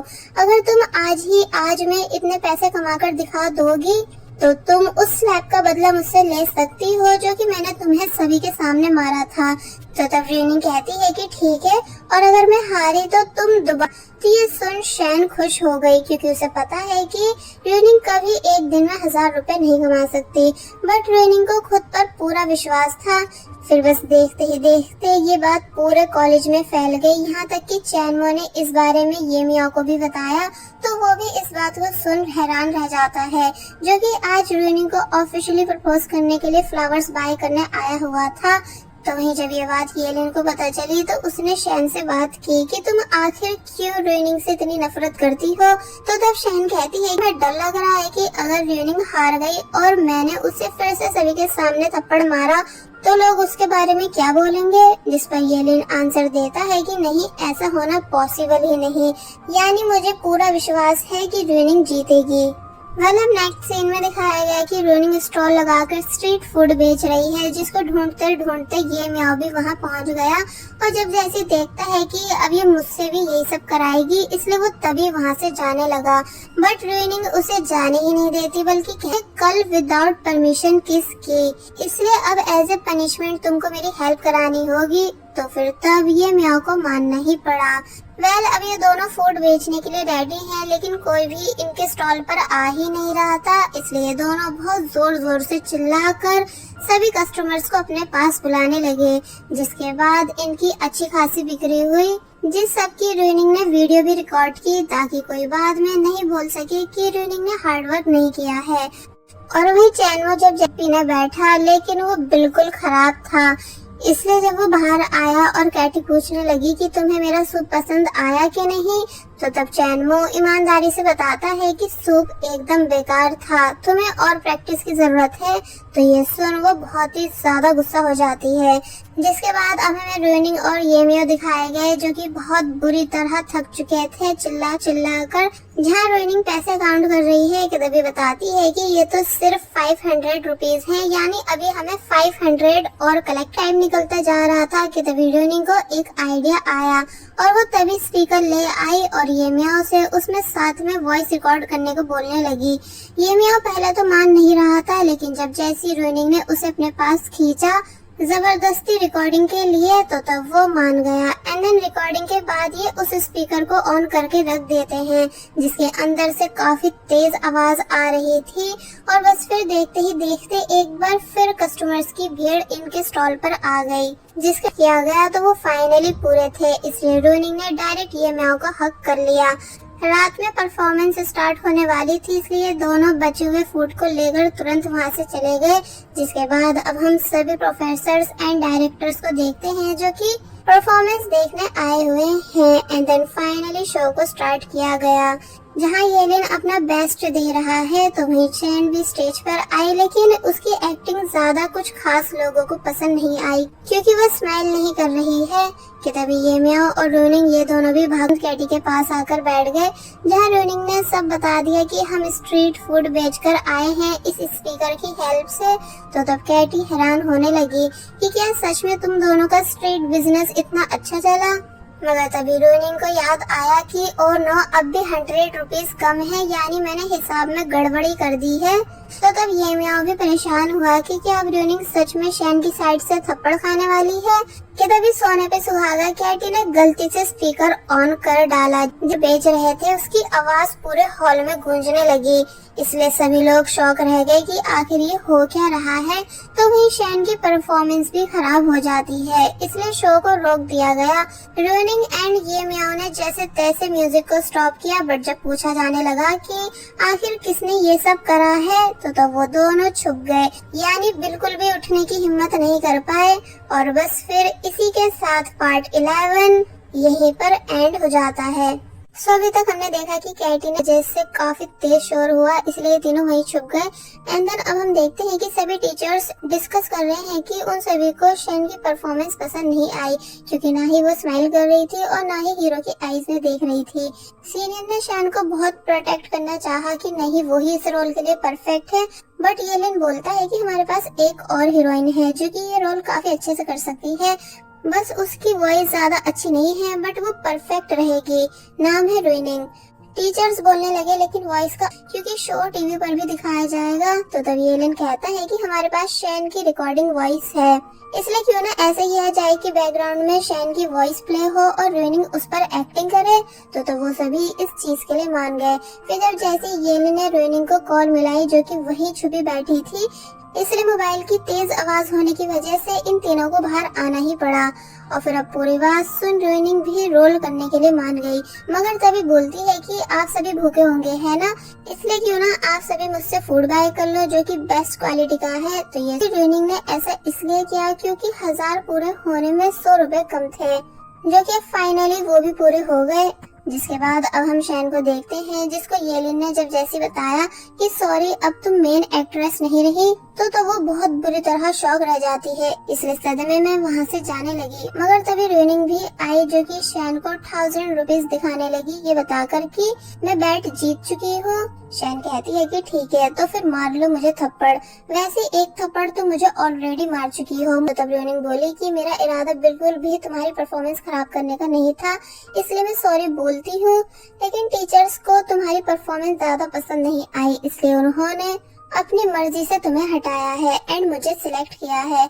और फिर अब फाइनली रोनिंग ने शैन को जोरदार थप्पड़ मारा, जबकि सभी को लगा था कि रोनिंग ऐसा नहीं करेगी, बट रोनिंग बोलती है कि मैं अभी तक सिर्फ शैन के अत्याचार सहती आई हूँ, जबकि मेरी कोई भी गलती नहीं थी उसके गिरने में, लेकिन इसने तब भी मुझे सभी के सामने मारा जा रहा था, तो तब भी इसने मेरी हेल्प नहीं कराई थी, इसलिए अब जब मुझे फाइनली मौका मिला है बदला लेने का तो फिर मैं पीछे क्यों हटूं। वैसे भी मैं बैट जीत कर बदला ले रही हूँ, क्योंकि मुझे किसी को भी फेक बनकर नहीं दिखाना है, मैं जो रियल में हूँ ऑलवेज भी वही रहूंगी और कभी लोगों की गलत बात बर्दाश्त नहीं करूंगी। सभी लोग काफी ज्यादा हैरान थे, स्पेशली शैन, क्योंकि इसे लगता था कि बस मैं ही हूँ सभी के साथ बुरा करने वाली, कोई भी मुझे पलट के जवाब नहीं दे सकता। इसलिए यहाँ वो बहुत ज्यादा शर्मिंदा होकर चाहता है कि रुको, जाने से पहले कॉस्ट्यूम रोनिंग को देकर जाओ। तो तब शैन गुस्से से ये मियाओ को देखने लगी, क्योंकि अब उसका कोई भी दोस्त नहीं है। सो फाइनली स्टार्ट हुई परफॉर्मेंस, जहाँ रोनिंग काफी अच्छे से परफॉर्म कर रही है। तो तब ये सब देख टीचर खुश हुए, मगर अब क्योंकि येलिन रोनिंग के एक दिन में 1000 रुपए चैलेंज कंप्लीट करने और शैन को अच्छे से लेसन देने की वजह से इम्प्रेस हुआ था कि रोनिंग कितनी ज्यादा रियल और ब्रेव है, इसलिए उसने तभी रोनिंग के फोरहेड पे किस कर डाली, जिसे ऐसा करता देख ये मियाँ के होश उड़ गए और मिस्टर ये दोनों भी शॉक में थे। इसलिए जब शो एंड हुआ तो तब मिस मिंग पूछती है कि क्या तुम्हारे और येलिन के बीच कुछ चल रहा है, बट रोनिंग ने इनकार कर दिया, ये बताकर कि नहीं ऐसा कुछ भी नहीं है। तो यही सेम बात मिस्टर ये ने भी अपने बेटे येलिन से पूछी, जहाँ येलिन एक्सेप्ट कर लेता है कि हाँ मैं रोनिंग को पसंद करता हूँ। तो तब वो उसे डांटने लगी कि तुम्हें अपनी पढ़ाई पर ध्यान देना चाहिए, यानी भूलो मत कि तुम्हारा ड्रीम क्या है। जो बात ये मियाओ को बिल्कुल पसंद नहीं आई, इसलिए वो अपने भाई की साइड लेते हुए बोलने वही किया है जो आपने करने को बोला है, लेकिन अब वो बड़े हो चुके हैं इसलिए खुद से फैसला कर सकते हैं, आप बार बार भाई के भोलेपन का फायदा क्यों उठाते हो। तो तब येलिन इमोशनल हुआ कि उसके छोटे भाई को उसकी कितनी फिक्र है, मगर तभी दूसरे ही पल ये मियाओ ने भी अपने दिल की बात बता दी कि एक्चुअली मैं भी रोनिंग को ही लाइक करता हूँ। तो ये सुन डैड शॉक रह गए कि आखिर यहाँ चल क्या रहा है। बाय द वे अब ये मियाओ और येलिन अकेले में बात कर रहे हैं, जहाँ पहले तो इन दोनों के बीच काफी ज्यादा लड़ाई हुई, रोनिंग मेरी है, तो कभी ये मियाओ कह रहा था कि नहीं रोनिंग मेरी है, मगर फिर आखिर में इन्होंने डिसीजन रूनिंग पर छोड़ दिया कि अब रूनिंग ही डिसाइड करेगी कि उसे किसे अपना बॉयफ्रेंड बनाना है। कि तभी रूनिंग आई और येलिन को अपने साथ ले गई बात करने के लिए। जहां आकर उसने येलिन को सॉरी बोला। येलिन समझ गया कि रूनिंग का आंसर नो है, यानी कि वो मुझे पसंद नहीं करती, इसलिए बोलता है कि कोई नहीं, तुम सॉरी मत कहो। बट रूनिंग काफी ज्यादा शर्मिंदा थी, इसलिए येलिन को नॉन स्टॉप सॉरी उसे सिर्फ चुप करा रहा था। जिसके बाद ये सीन यही कट हुआ और अब हमें ये मियाओ का सीन दिखाया गया, जिसे नींद नहीं आ रही है। कि तभी उसे रूनिंग मैसेज करने लगी तो तब वो बहुत ही ज्यादा खुश हुआ और समझ गया कि रूनिंग मेरे भाई को मना कर चुकी है, इसका मतलब वो मुझे लाइक करती है।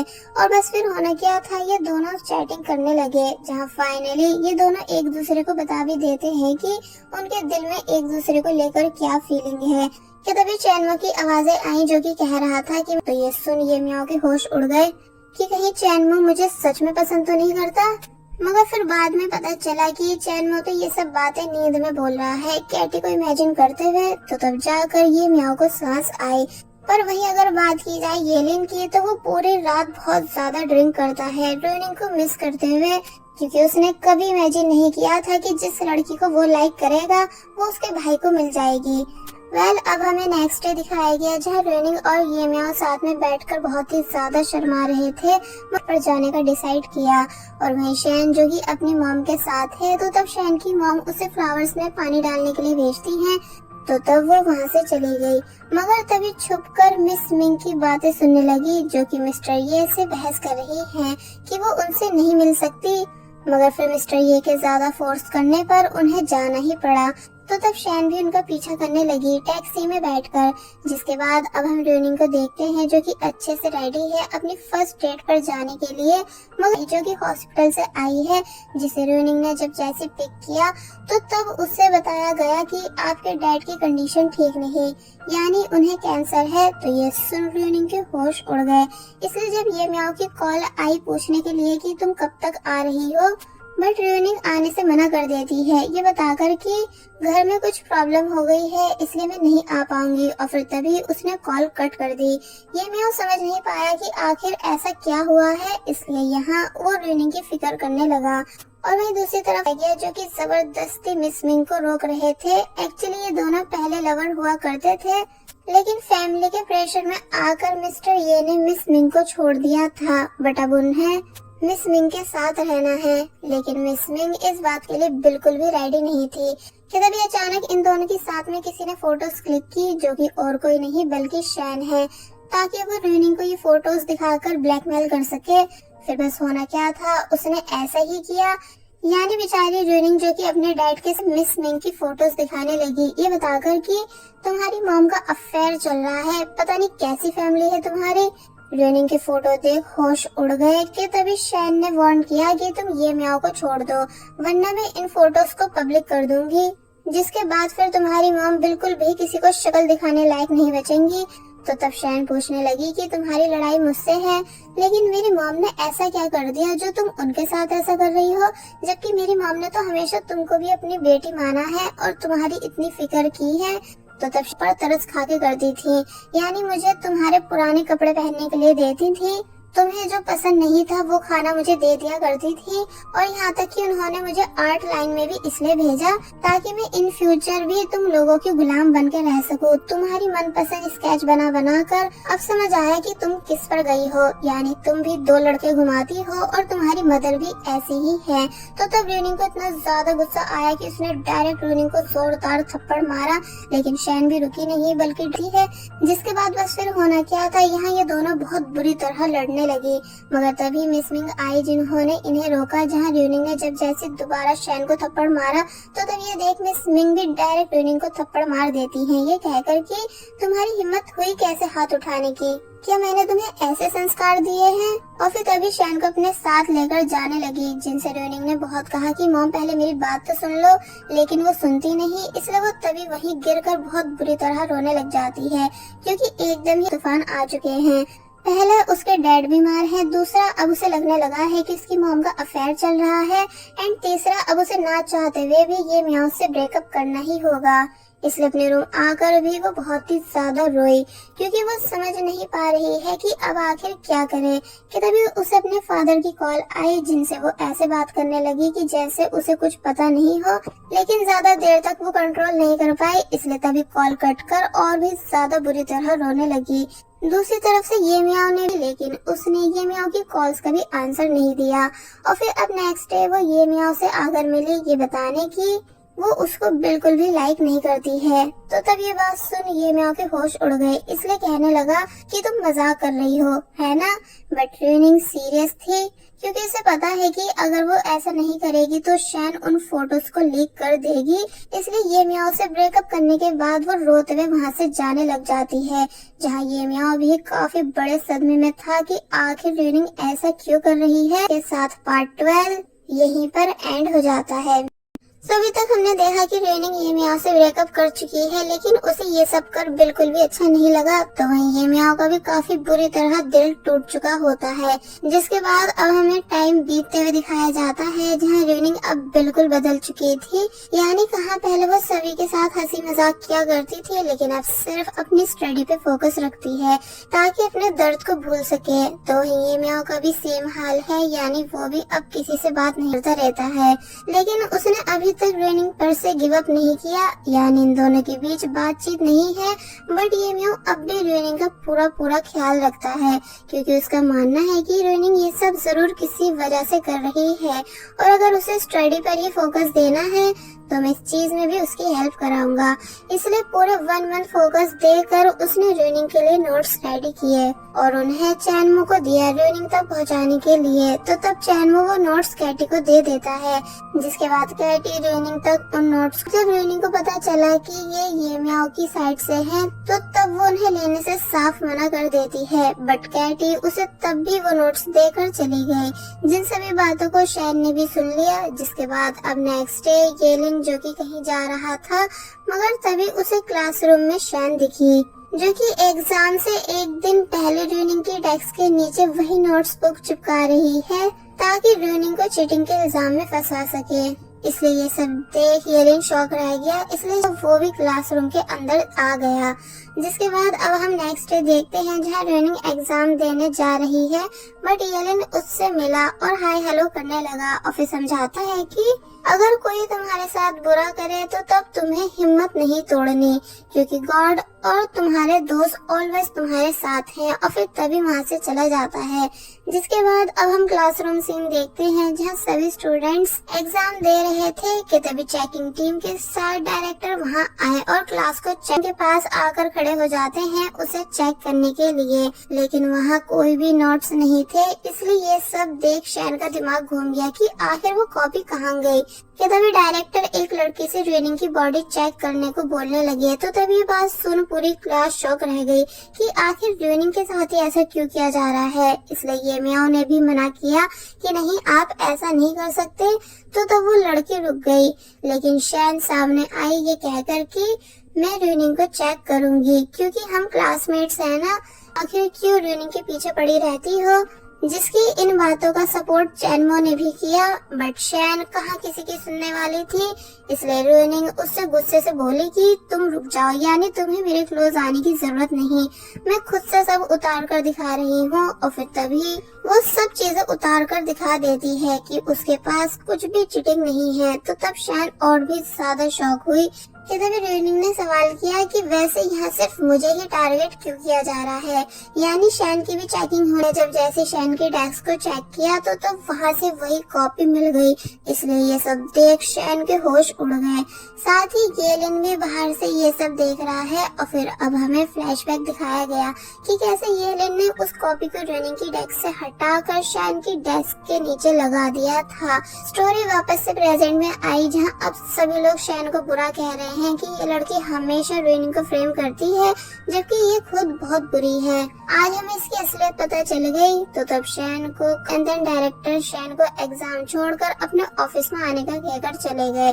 तो तब शैन सभी पर बहुत ज्यादा चिल्लाई कि कोई भी मेरा विश्वास क्यों नहीं कर रहा है, मैं भी तो तुम सबकी क्लासमेट हूँ। तो तब ये मियाओ कहता है कि हमें हमारा एग्जाम करने दो, समझी, डिस्टर्ब मत करो। और वैसे भी हम सबके पास अपना अपना माइंड है सामने वाले को जज करने के लिए कि कौन कैसा है। तो तब शैन गुस्से में वहाँ से चली गई। जिसके बाद अब ये मियाँ रोनिंग के पास आया उसे अपनी जैकेट देने और ये भी समझाने कि तुम आराम से अपने एग्जाम पर फोकस दो। तो तब रोनिंग की आंखों में आंसू आ गए मगर फिर उसने अपने एग्जाम को कंटिन्यू करा। अब शैन जिसकी डायरेक्टर से बहुत ही ज्यादा डांट पड़ी क्योंकि उसी ने डायरेक्टर को रोनिंग का नाम बताया था, लेकिन अब वो खुद फंस चुकी है। और फिर जब जैसी बाहर आई कि तभी सभी बच्चों से अजीब नजरों से देखने लगे। यानी अब क्योंकि शैन की सच्चाई सभी के सामने है इसलिए सब उसे उल्टा सीधा कह रहे थे कि ये चीटर है, फेक फ्रेंड भी। इसलिए ये सब सुन शैन बहुत ही ज्यादा रोई, इतना ज्यादा कि अपने रूम में भी नहीं गई बल्कि अकेले बैठकर वहीं रोती है। जिसको उसकी मॉम का फोन भी आया जो कि एग्जाम के बारे में पूछने लगी कि तुम्हारा एग्जाम कैसा जा रहा है। तो तब वो उन्हें भी कुछ नहीं बता पाई। और वहीं अगर बात की जाए रोनिंग की तो उसके साथ कैटी सोने आई हुई है ताकि शैन रात में रोनिंग पर अटैक नहीं कर सके। इसलिए रोनिंग कहती है कि वो थैंकफुल है कैटी जैसी बेस्ट फ्रेंड पाकर। मगर यहाँ वो कैटी के सोने के बाद जैसे कि वो उसे छोड़कर जाने वाली हो। जिसके बाद अब हमें नेक्स्ट डे दिखाया गया जहाँ ये मियाओ की मदर अपने हस्बैंड पर नजर रख रही है कि उनके हस्बैंड कब कब कहाँ जाते हैं और किससे मिलते हैं। तभी उन्हें बताया गया कि ये मियाओ की एक क्लासमेट आपसे बात करना चाहती है। फिर जब जैसी मिस रिन ने शैन को कॉल मिलाई और शैन कुछ भी बता पाती कि तभी कैटी चिल्लाती भी वहाँ आई ये कहकर कि तुम्हारी वजह से रोनिंग ने यूनिवर्सिटी छोड़ दी, पता नहीं आखिर क्यों तुम रोनिंग को इतना, इस वजह से उसे यहाँ से जाना ही पड़ा। तो तब शैन मन ही मन बहुत ही ज्यादा हैप्पी हुई। मगर फिर अब ये मियाओ की मदर यानी मिस रिन से बात करने लगी ये कहकर कि मुझे आपको कुछ बहुत ही इम्पोर्टेंट बताना है। तो वहीं ये मियाओ भागता भागता येलिन को भी इस बारे में बताने आया कि रोनिंग कॉलेज छोड़कर जा चुकी है। बट येलिन को ऑलरेडी इस बारे में पता था। एक्चुअली रोनिंग येलिन को लेटर सेंड करके गई है जिसमें उसने बताया कि वो यहाँ से जा रही है ताकि अपनी फैमिली को, उसने येलिन से माफी भी मांगी अपनी सभी गलतियों के लिए क्योंकि उसी ने सबसे पहले येलिन को प्रपोज किया मगर फिर बाद में छोड़ दिया। इसलिए इन सभी चीजों के लिए उसने येलिन से दिल से माफी मांगी। बट अब क्योंकि लेटर में ये मियाओ के बारे में कुछ भी नहीं लिखा था, यहाँ तक कि वो उसे बाय तक नहीं बोल कर गई जैसे ये मियाओ उसके लिए बिल्कुल भी इम्पोर्टेंट नहीं हो। इसलिए ये मियाओ बेचारा बाहर आकर बहुत ही ज्यादा बुरी तरह रोया क्योंकि रोनिंग ने उसका दिल तोड़ दिया है। फिर हमें मिस मिंग को दिखाया गया जो कि रोनिंग ने यूनिवर्सिटी क्यों चेंज की, मगर तभी रोनिंग ने वहां आकर बताया इसलिए क्योंकि मैं आपके और डैड के साथ रहना चाहती हूँ। और वहीं दूसरी तरफ कैटी भी रोनिंग से गुस्सा है क्योंकि रोनिंग कैटी को भी बाय करके नहीं गई। मगर जब रिजल्ट आया जिसमें ये मियाओ फर्स्ट आया है, चैनमो सेकंड एंड रोनिंग थर्ड, तो तब ये देख वो अपनी बेस्ट फ्रेंड के लिए बहुत ही ज्यादा खुश हो जाती है क्योंकि रोनिंग पहले हमेशा लो मार्क्स ही लाया करती थी। जिसके बाद अब हमें येलिन दिखाया गया जिसे अपनी मॉम से जानी है। एक्चुअली शैन को चीटिंग के इल्जाम में कॉलेज से निकाला जा रहा था मगर मिस रिन ने उसको बचा लिया। इसलिए वो बताती हैं कि मैं शैन की हेल्प इसलिए कर रही हूँ क्योंकि वो अच्छी स्टूडेंट है। तो तब येलिन को इन बातों पर विश्वास नहीं हो रहा था। नेक्स्ट डे हमें रोनिंग को उसके पेरेंट्स के साथ दिखाया गया जहाँ वो अपना बर्थडे सेलिब्रेट कर रही है। एक्चुअली जिस जगह उसके डैड एडमिट है वो उसके घर और यूनिवर्सिटी से काफी दूर था, इसलिए रोनिंग भी अपनी मॉम के साथ इस जगह शिफ्ट हो टाइम दे सके। जिसके बाद साथ में चलते चलते ये दोनों बातें करने लगे। जहाँ जब रोनिंग ने पूछा कि वैसे तुम यहाँ क्यों आए हो तो वो बताता है कि मैं अपनी फैमिली के साथ किसी इवेंट को अटेंड करने आया हुआ हूँ और यहाँ के पास के होटल में रुका हूँ। और फिर तभी वो रोनिंग को ये मियाओ की कंडीशन बताने लगा कि ये मियाओ तुम्हें पूरे दिन याद करता है, यहाँ तक कि बस ऑलवेज तुम्हारी पोर्ट्रेट से बनाता रहता है, इसलिए तुम्हें उससे एक बार जरूर मिल लेना चाहिए। तो ये सुन रोनिंग शांत हो गई और वही चलिए दोनों अपनी अलग टीम टीम बना चुकी है, जहां शैन मिस रेन के हस्बैंड के साथ रहकर उनकी सभी अपडेट्स मिस रेन को देती है, जिस वजह से उसे बड़े बड़े प्रोजेक्ट्स में काम करने का मौका मिल जाता है। कि तभी इन दोनों को येलिन और रेनिंग दोनों बातें करते दिखे, इसलिए मिस रेन गुस्सा होने लगी। जिसके बाद अब हमें रेनिंग को होटल रूम में दिखाया गया, जो कि यहाँ किसी काम से आई थी। कि तभी उसे एक लेडी ने बताया कि तुम्हारी मॉम भी यहाँ है। तो तब वो हैरान हुई कि आखिर मॉम यहाँ क्या कर रही हैं। आई और उसने अपनी मॉम को कॉल की। तो तब मिस मिंग किसी रूम से बाहर निकली और रेनिंग से झूठ कहने लगी कि मैं मार्केट आई हुई हूँ।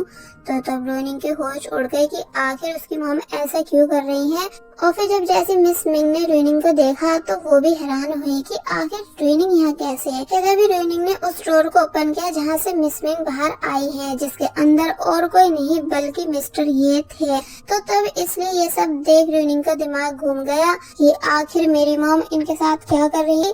मॉम, मैंने आपके खातिर अपनी यूनिवर्सिटी चेंज की, ये मैं से बात करना तक छोड़ दिया ताकि आप सिर्फ डैड को टाइम दे सको। एंड क्या आप भूल चुकी हो कि डैड ने आपको हमेशा कितना लव किया है, जो अभी तक आपका अफेयर मिस्टर ये के साथ चल रहा है। मिस मिंग हैरान हुई कि तुमसे ऐसा किसने कहा, यानी हम दोनों के बीच ऐसा कुछ भी नहीं। लेकिन वो अपनी मॉम की एक नहीं सुनती बल्कि वहाँ से जाने लगी। मिस्टर ये भी उनके पीछे पीछे गए और उसे रोकने लगे, जिस पी भी समझ नहीं पा रहा था। मिस्टर ये समझाते हैं कि हाँ माना मैं तुम्हारी मॉम को पसंद करता हूँ, लेकिन हमारे बीच ऐसा वैसा कुछ भी नहीं हुआ है जैसा कि तुम सोच रही हो। लेकिन ट्यूनिंग कुछ भी सुनने और मानने के लिए तैयार नहीं थी। मिस मिंग ने अपनी बेटी को बैल्कनी से आवाज दी रोकने के लिए। तो तब ट्यूनिंग ने अपनी मॉम की तरफ देखते हुए बोला कि मैं आपको कभी माफ नहीं करूंगी मॉम, यानी मैं आपसे हद से ज्यादा नफरत करती हूँ। और फिर जब जैसी वहाँ से जा ही रही थी कि बैल्कनी से नीचे गिर गई। मिस्टर ये और येलिन दोनों भागते हुए उनके पास गए, लेकिन अब कोई भी फायदा नहीं था क्योंकि वो मर चुकी है। इसलिए इस बात का सदमा रेनिंग बर्दाश्त नहीं कर पाई, यहाँ तक कि उसने अपनी मॉम की तरफ सही से देखा भी नहीं। येलिन से ये बोलकर कि मेरी मॉम यहाँ नहीं बल्कि हॉस्पिटल में मेरे डैड के पास है, इसलिए मैं भी हॉस्पिटल जा रही हूँ क्योंकि मेरा डैड बहुत ही ज्यादा बीमार है। येलिन रेनिंग को शांत कराने की बहुत कोशिश कर रहा था, मगर रेनिंग उसकी एक नहीं सुनती, जाने लगी क्योंकि वो इस सच्चाई को एक्सेप्ट नहीं कर पा रही है कि अब उसकी मॉम इस दुनिया में नहीं। तभी अचानक एक कार आई जिससे अब इससे पहले कि वो टकरा पाती, मगर तभी येलिन ने उसको साइड कर दिया, जिस वजह से बेचारा येलिन मारा गया। यानी अब येलिन भी दुनिया छोड़ के जा चुका है। इसलिए ये एक और सदमा रेनिंग के लिए बहुत ही ज्यादा बड़ा था, जिस वजह से वो शॉक हुई भी वहीं पर बेहोश हो गई। और बस फिर इसी सीन के साथ पार्ट 13 यहीं पर एंड हो जाता है। सब रेनिंग को रोकते हुए बैल्कनी से गिर गई, तो वहीं येलिन भी रेनिंग को बचाने के चक्कर में मर जाता है। इसलिए ये सब देख रेनिंग को बिल्कुल भी यकीन नहीं आया कि उसकी लाइफ में ये सब क्या हो रहा है, इसलिए वो भी तभी वहीं पर बेहोश हो गई।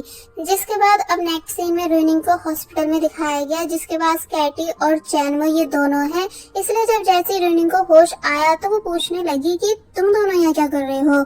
तो तब कैटी काफी बुरी तरह रोते हुए उसे सब बताने ही वाली थी, लेकिन चैनमो ने उसे चुप करा दिया। तो कहा कि तुम पूरे 2 दिन से बेहोश थी, तुमने जब से कुछ खाया भी नहीं, इसलिए बताओ मैं तुम्हारे लिए क्या लेकर आऊं।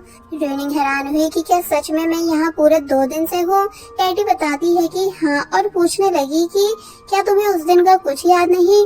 तो तब रेनिंग याद कर ही रही थी कि तभी येलिन की मदर गुस्से से वहाँ आई और डायरेक्ट रेनिंग का गला पकड़ लेती है, उसे जान से मारने के लिए, ये कहकर कि तेरी वजह से मेरा बेटा येलिन दुनिया छोड़कर चला गया, जबकि तुझे मरना चाहिए था। कैटी और चैनमो थे, लेकिन वो बिल्कुल भी रुकती नहीं क्योंकि उन्होंने अपना बेटा खोया है। इसलिए बस ये बोलती जाती है कि मुझे मेरा बेटा येलिन कैसे भी करके वापस ला कर दे। कि तभी ये म्याओ भी आ गया, जिसने जैसे तैसे अपनी मॉम को रोका, बट वो आउट ऑफ कंट्रोल हुई भी थी, यानी बिल्कुल भी शांत नहीं हो रही थी। तो तब बेचारा ये म्याओ भी रोने लगा, अपनी मदर को समझाते हुए कि मॉम सब ठीक हो जाएगा, आप ज्यादा परेशान मत हो क्योंकि मैं हूँ ना हमेशा आपके पास, आपका छोटा बेटा ये म्याओ। तो तब जाकिन अब भी उनके आंसू रुक नहीं रहे थे, इसलिए ये म्याओ को देखते हुए मेरा बेटा पुकारने लगी। तो वहीं रूनिंग को फाइनली सांस आई क्योंकि मिस रिन ने उसके गले को बहुत जोरों से खींचा था। ये म्याओ अपनी मॉम को बहुत समझाकर ले जाने लगा कि सब ठीक हो जाएगा मॉम, आप चिंता मत करो। कि तभी रूनिंग ने ये म्याओ का नाम पुकारा उससे माफी मांगने के लिए। तो तब ये म्याओ ने तो बिल्कुल भी रूनिंग की तरफ नहीं देखा, मगर मिस रिन रूनिंग से बोली कि तेरी माँ भी मर चुकी है, मैं नहीं रही, जिसकी जिम्मेदार सिर्फ तू है। तो तब रूनिंग बहुत बुरी तरह रोई, उसकी सांस तक गले में अटकने लगी। इसलिए कैटी ने मिस रिन से चुप होने को कहा भी, मगर वो बिल्कुल भी चुप नहीं होती है, बल्कि आगे कहने लगी कि तू अपनी माँ की कातिल है, क्योंकि वो ठीक तेरी नजरों के सामने तुझे रोकते हुए मरी है। इसलिए अब तुझे अपनी पूरी जिंदगी इस गिल्ट के साथ जीना है, और फिर ऐसे ही जीते जीते तू भी एक दिन मर जाएगी। ये म्याओ अपनी मॉम को चुप कराकर वहाँ से ले गया, जबकि अब रूनिंग की कंडीशन और ज्यादा खराब हो चुकी है। सुनकर के तभी डॉक्टर आए और बताने लगे कि मिस रूनिंग आपको अपने फादर से मिल लेना चाहिए। कैटी बोली लेकिन क्यों? तो तब वो कहते हैं कि आप बस इन्हें ले आइए। तो तब कैटी रूनिंग को अपने साथ लेकर जाने लगी, जहां ऑलरेडी रूम के बाहर बहुत सारे लोग थे। और फिर जब जैसे डॉक्टर ने पूछा कि इनका फैमिली मेंबर कौन है, कैटी बताती है कि रूनिंग। तो तब डॉक्टर ने कहा कि आप तैयार हो जाइए लास्ट टाइम अपने फादर से मिलने के लिए, क्योंकि आपके फादर आखिरी सांसें ले रहे हैं। वे ज्यादा शॉक रह गई। कैटी ने रोते हुए बोला कि आप रूनिंग से ऐसा कैसे कह सकते हो, क्या आप प्लीज उन्हें बचा नहीं सकते? और फिर अपने दोस्त को पकड़कर काफी बुरी तरह रोने लग जाती है।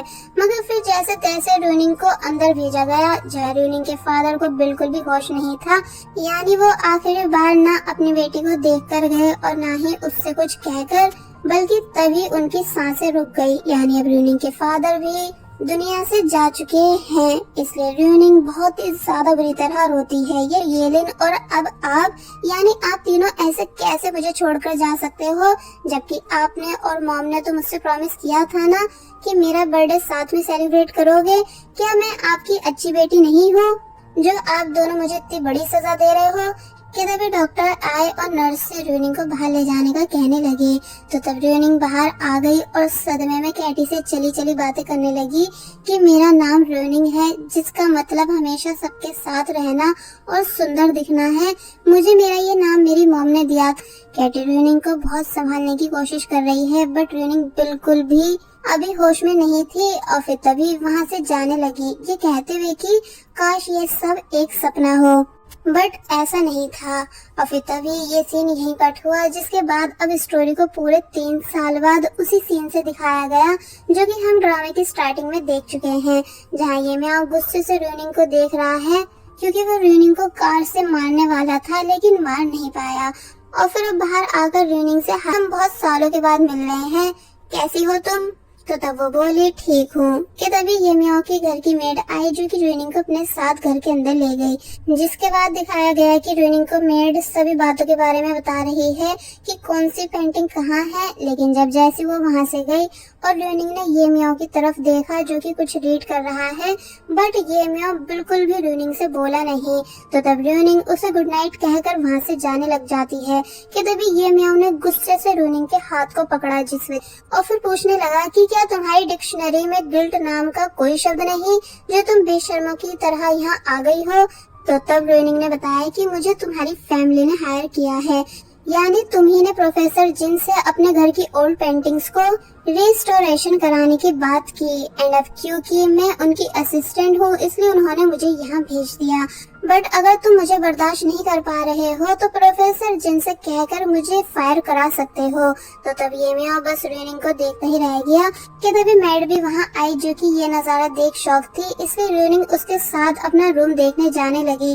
मगर तभी ये म्याओ कहता है कि मेरे बड़े भाई येलिन का रूम भी ठीक तुम्हारे रूम के बराबर में है। तो तब येलिन का नाम सुन रूनिंग की थोड़ी तबीयत बिगड़ने लगी, लेकिन वो तब भी वहाँ से चली गई। जिसके जाते ही ये म्याओ ने पेंसिल उठाई, जो कि रूनिंग के बालों से गिरी है। एक्चुअली रूनिंग येलिन की याद में अपने बालों में पेंसिल लगाती है, क्योंकि एक बार येलिन ने ठीक रूनिंग के बालों को इस तरह से बांधा था। रूनिंग को उसका रूम दिखाया, क्योंकि रूनिंग कम से कम 1 मंथ यहाँ रुकने आई है। और जब मेड वहाँ से गई तो तब रूनिंग अपने बैग से मेडिसिन निकालने लगी। एक्चुअली ये डिप्रेशन की मेडिसिन हैं, जिन्हें रूनिंग को टाइम से लेना होता है। कि तभी उसके बैग में हमें वो पोर्ट्रेट भी दिखाई गई जो कि येलिन ने रूनिंग के लिए बनाई थी, इसलिए उसने अपने रूम में रख लिया। और फिर अब हमें शैन को दिखाया गया जो कि पता नहीं कैसे बहुत ही ज्यादा रिच बन चुकी है। और फिर जब ड्रिंक पीते हुए कॉल पर किसी से बात कर ही रही थी, बताया कि प्रोफेसर जिन ने मिस रूनिंग को ये म्याओ के मेंशन भेजा है, तो तब वो बहुत ही ज्यादा गुस्सा करने लगी। यानी आज भी शैन रूनिंग से हद से ज्यादा नफरत करती है और नहीं चाहती कि रूनिंग ये म्याओ के क्लोज जाए, इसलिए उसने तभी गुस्से से ग्लास तोड़ दिया।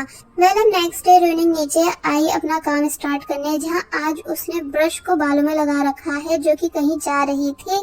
बट मेड उसे ब्रेकफास्ट के लिए रोकने लगी, लेकिन रूनिंग रुकती नहीं, बल्कि तभी वहां से चाओ के मन में अब भी बहुत सवाल हैं, इसलिए तभी वो बाहर आया और जबरदस्ती रूनिंग को कार में बिठाने लगा, जहां उसने उस ब्रश को भी रूनिंग के बालों से निकालकर बाहर फेंक दिया। जिसके बाद ये दोनों कहीं जाने लगे, लेकिन रास्ते में बिल्कुल भी बात नहीं करते। और फिर अब ये म्याओ रूनिंग को एक जगह लाकर पूछता है कि आखिर तुम इतनी शांत कैसे हो सकती हो, यानी क्या तुम्हें मुझे कुछ एक्सप्लेन नहीं करना, और क्या तुम्हारे मन में कोई सवाल नहीं मुझसे पूछने के लिए। जिस पर रूनिंग ने कहा कि मैं आपके घर सिर्फ अपना काम करने आई हूँ, ना कि अगर तुम्हें ये जानना है कि इतना सब होने के बाद मुझे बिल्कुल भी रिग्रेट नहीं, तो ऐसा नहीं है। यानी मैं ऑलरेडी एज ए पनिशमेंट बहुत कुछ फेस कर चुकी हूँ, इसलिए मिस्टर ये म्याओ आप प्लीज मुझे मेरा काम करने दो। और फिर तभी कार लेकर वहाँ से चली गई, लेकिन रास्ते में बहुत ही ज्यादा बुरी तरह रोई, क्योंकि रूनिंग ऊपर से कितना भी स्ट्रॉन्ग बनकर क्यों ना दिखा ले, बट आज भी वो अंदर से टूटी हुई है। अब नेक्स्ट सीन में हमें दिखाया गया है कि रूनिंग ने पेंसिल को वापस से अपने बालों में डिवाइस ऑन करके अपना काम करने लगी। एक्चुअली रूनिंग की हैबिट है काम के साथ साथ छोटे छोटे नोट्स भी बनाना, जिन्हें वो पहले रिकॉर्ड करती है एंड देन बाद में कॉपी में लिख लेती है। अब बाद में वो ये म्याओ के पास आई ये बताने कि मैं सबसे पहले आपकी फैमिली की एक मेंबर जिनकी डेथ हो चुकी है, नाम है मिस यान, उनकी बुक को रिस्टोर कर रही हूँ, इसलिए क्या आप मुझे प्लीज मिस यान के बारे में थोड़ी डिटेल्स दे सकते हो। तो तब ये म्याओ कहता है कि बिल्कुल, और फिर बताने लगा कि मिस यान मेरी परदादी थी जिनकी डेथ, इसलिए तब से उनका कोई जिक्र इस घर में नहीं करता, क्योंकि हमारी फैमिली पर एक बहुत ही पुराना कर्ज है।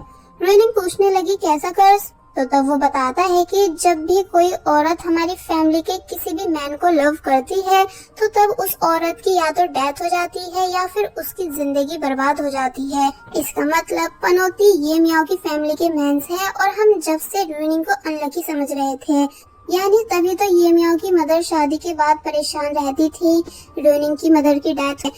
लास्ट में ये म्याओ ने ये भी बताया कि मेरी परदादी ऊंचाई से गिर के मरी थी। तो ये सुनते ही रूनिंग को अपनी मॉम का सीन याद आने लगा, क्योंकि उनकी भी तो ऊंचाई से ही गिरकर डेथ हुई है, इसलिए तभी यहाँ रूनिंग की तबीयत बिगड़ने लगी और वो कोई बहाना कर वहाँ से जा ही रही थी कि तभी ये म्याओ बोला कि तुम अपनी इन मेडिसिन को लेने जा रही हो, है ना।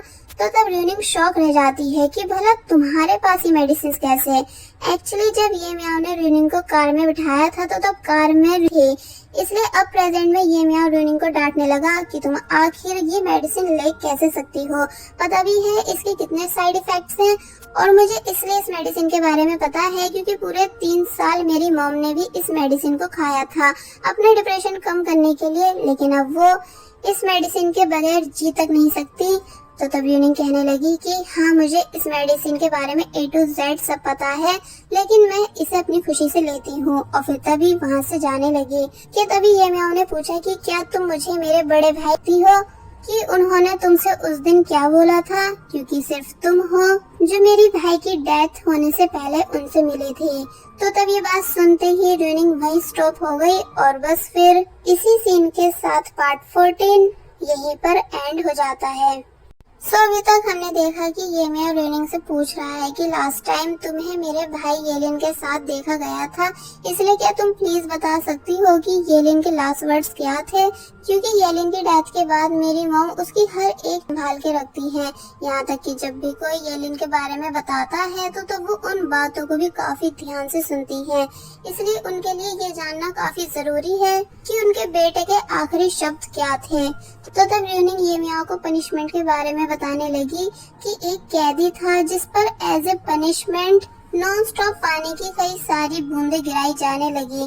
पहले तो उसे इस चीज से कोई फर्क नहीं पड़ा, लेकिन धीरे धीरे वो इस चीज से इरिटेट होकर पागल हो गया। इसलिए प्लीज मुझे, अगर तुम्हें अपनी मॉम को येलिन के लास्ट वर्ड्स बताने हैं तो तुम उन्हें कुछ भी कहानी सुना दो जिससे कि उन्हें रिलैक्स मिले, लेकिन असली सच्चाई मैं सिर्फ अपने तक ही रखना चाहूंगी। और फिर तभी वहाँ से चली गई। जिसके बाद अब हमें चैनमो और कैटी ये दोनों दिखाए गए जो कि बच्चों को पढ़ा रहे थे कि तभी चैनमो को ये म्याओ की कॉल आई, इसलिए वो उसे अटेंड करने बाहर आ गया।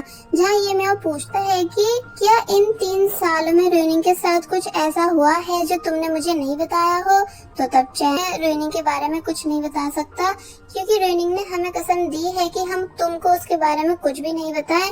बट कैटी कहती है कि नहीं, हमें ये म्याओ को सारा सच बता देना चाहिए। इसलिए अब बताती है कि जब तुम चाइना छोड़कर 3 साल के लिए एब्रोड चले गए थे अपनी मॉम का इलाज कराने के लिए, तो तब रोनिंग को मेजर डिप्रेशन डिसऑर्डर हुआ था, जिसे ठीक होने में पूरा 1 साल लग गया। फिर जब वो ठीक हुई तो उसने अपने पेरेंट्स की सभी पेंटिंग्स म्यूजियम में डोनेट कर सारा पैसा डोनेट कर दिया, और फिर खुद से बहुत ज्यादा हार्ड वर्क करके प्रोफेसर जिन की असिस्टेंट बनी। यानी उसने अपने दम से सब हासिल किया है। हमें लगने लगा कि अब वो धीरे धीरे ठीक हो रही है, लेकिन ये हमारी गलत फहमी थी। यानी वो अब भी बहुत ज्यादा बीमार है, बस फर्क इतना है कि वो अब अपनी तकलीफ को छुपाना सीख चुकी है। तो ये सुन ये म्याओ हैरान रह गया। और वही हमें रोनिंग दिखाई गई कि वो आज भी कैसे दर्द में तड़पती है, इसलिए तभी जल्दबाजी में मेडिसिन खाकर सोने के लिए लेट गई। मन में, येलिन आज मैं तुम्हारे बहुत ही करीब हूँ क्योंकि मैं तुम्हारे घर में हूँ। और फिर जब जैसे ही सोई कि तभी उसे एक सपना आया जहाँ सभी लोग येलिन को चेयर अप कर रहे थे। और फिर जब जैसे ही वो उस डोर के पास आई जहाँ से उसे लोगों की आवाजें आ रही हैं, तो तब उसे ओपन करते ही वो अपने कॉलेज के बास्केटबॉल कोर्ट में आ जाती है जहाँ और कोई नहीं येलिन था।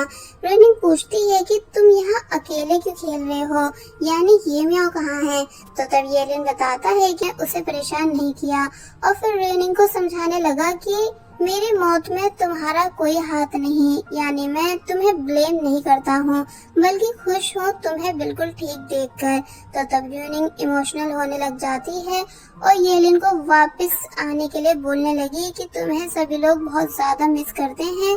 तो तब वो कहता है कि नहीं, अब मेरा आना पॉसिबल नहीं। और रही बात मेरे लास्ट वर्ड्स की जो कि ये म्याओ तुमसे पूछ रहा था, तो तुम्हें उसे फिर तभी रोनिंग से थोड़ी बहुत और इमोशनल बातें करने के बाद वो वहाँ से चला गया। जिसके बाद अब हमें नेक्स्ट डे का सीन दिखाया गया जहाँ ये म्याओ ब्रेकफास्ट कर रहा है मेट से ये पूछते हुए कि क्या मिस रोनिंग ने भी ब्रेकफास्ट कर लिया।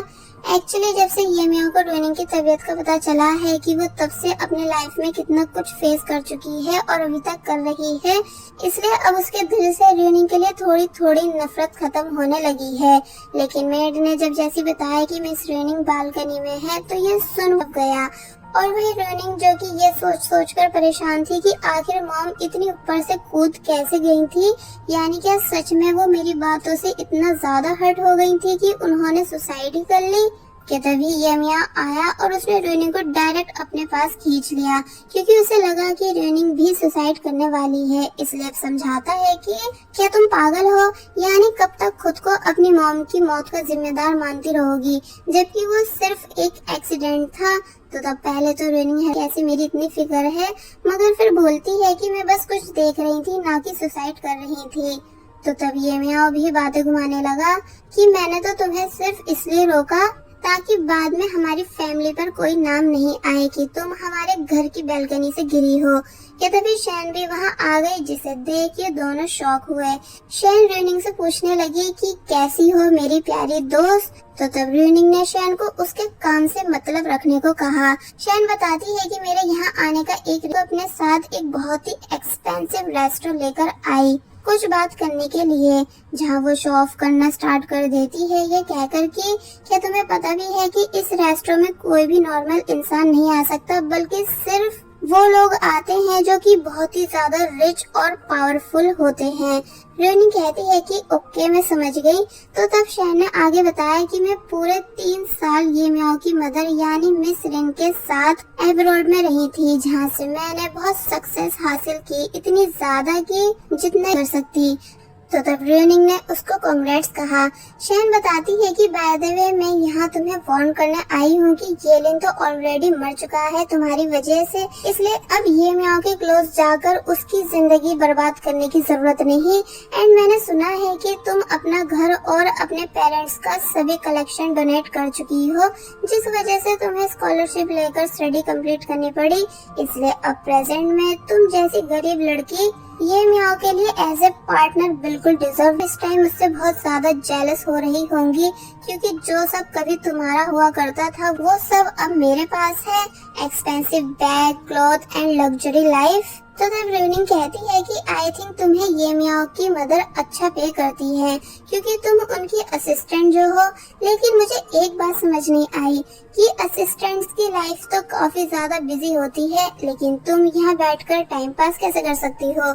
तो तब शैन को गुस्सा आया, इसलिए जवाब देती है कि मुझे ये म्याओ की मैं उन सभी की साइड से तुम्हें तुम्हारी जगह दिखाने आई हूँ।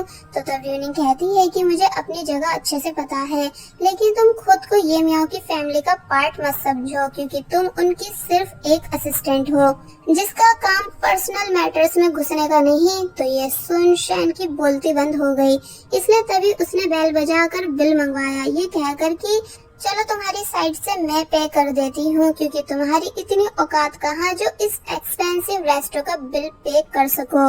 मगर तब कर देती है ये बोलकर कि आप हमारी बॉस की गेस्ट हो, इसलिए आपके लिए सब फ्री है। शैन कंफ्यूज होने लगी कि भला कौन बॉस, इसलिए कहती है कि अच्छा कहीं ये रेस्टो ये म्याओ की फैमिली का तो नहीं।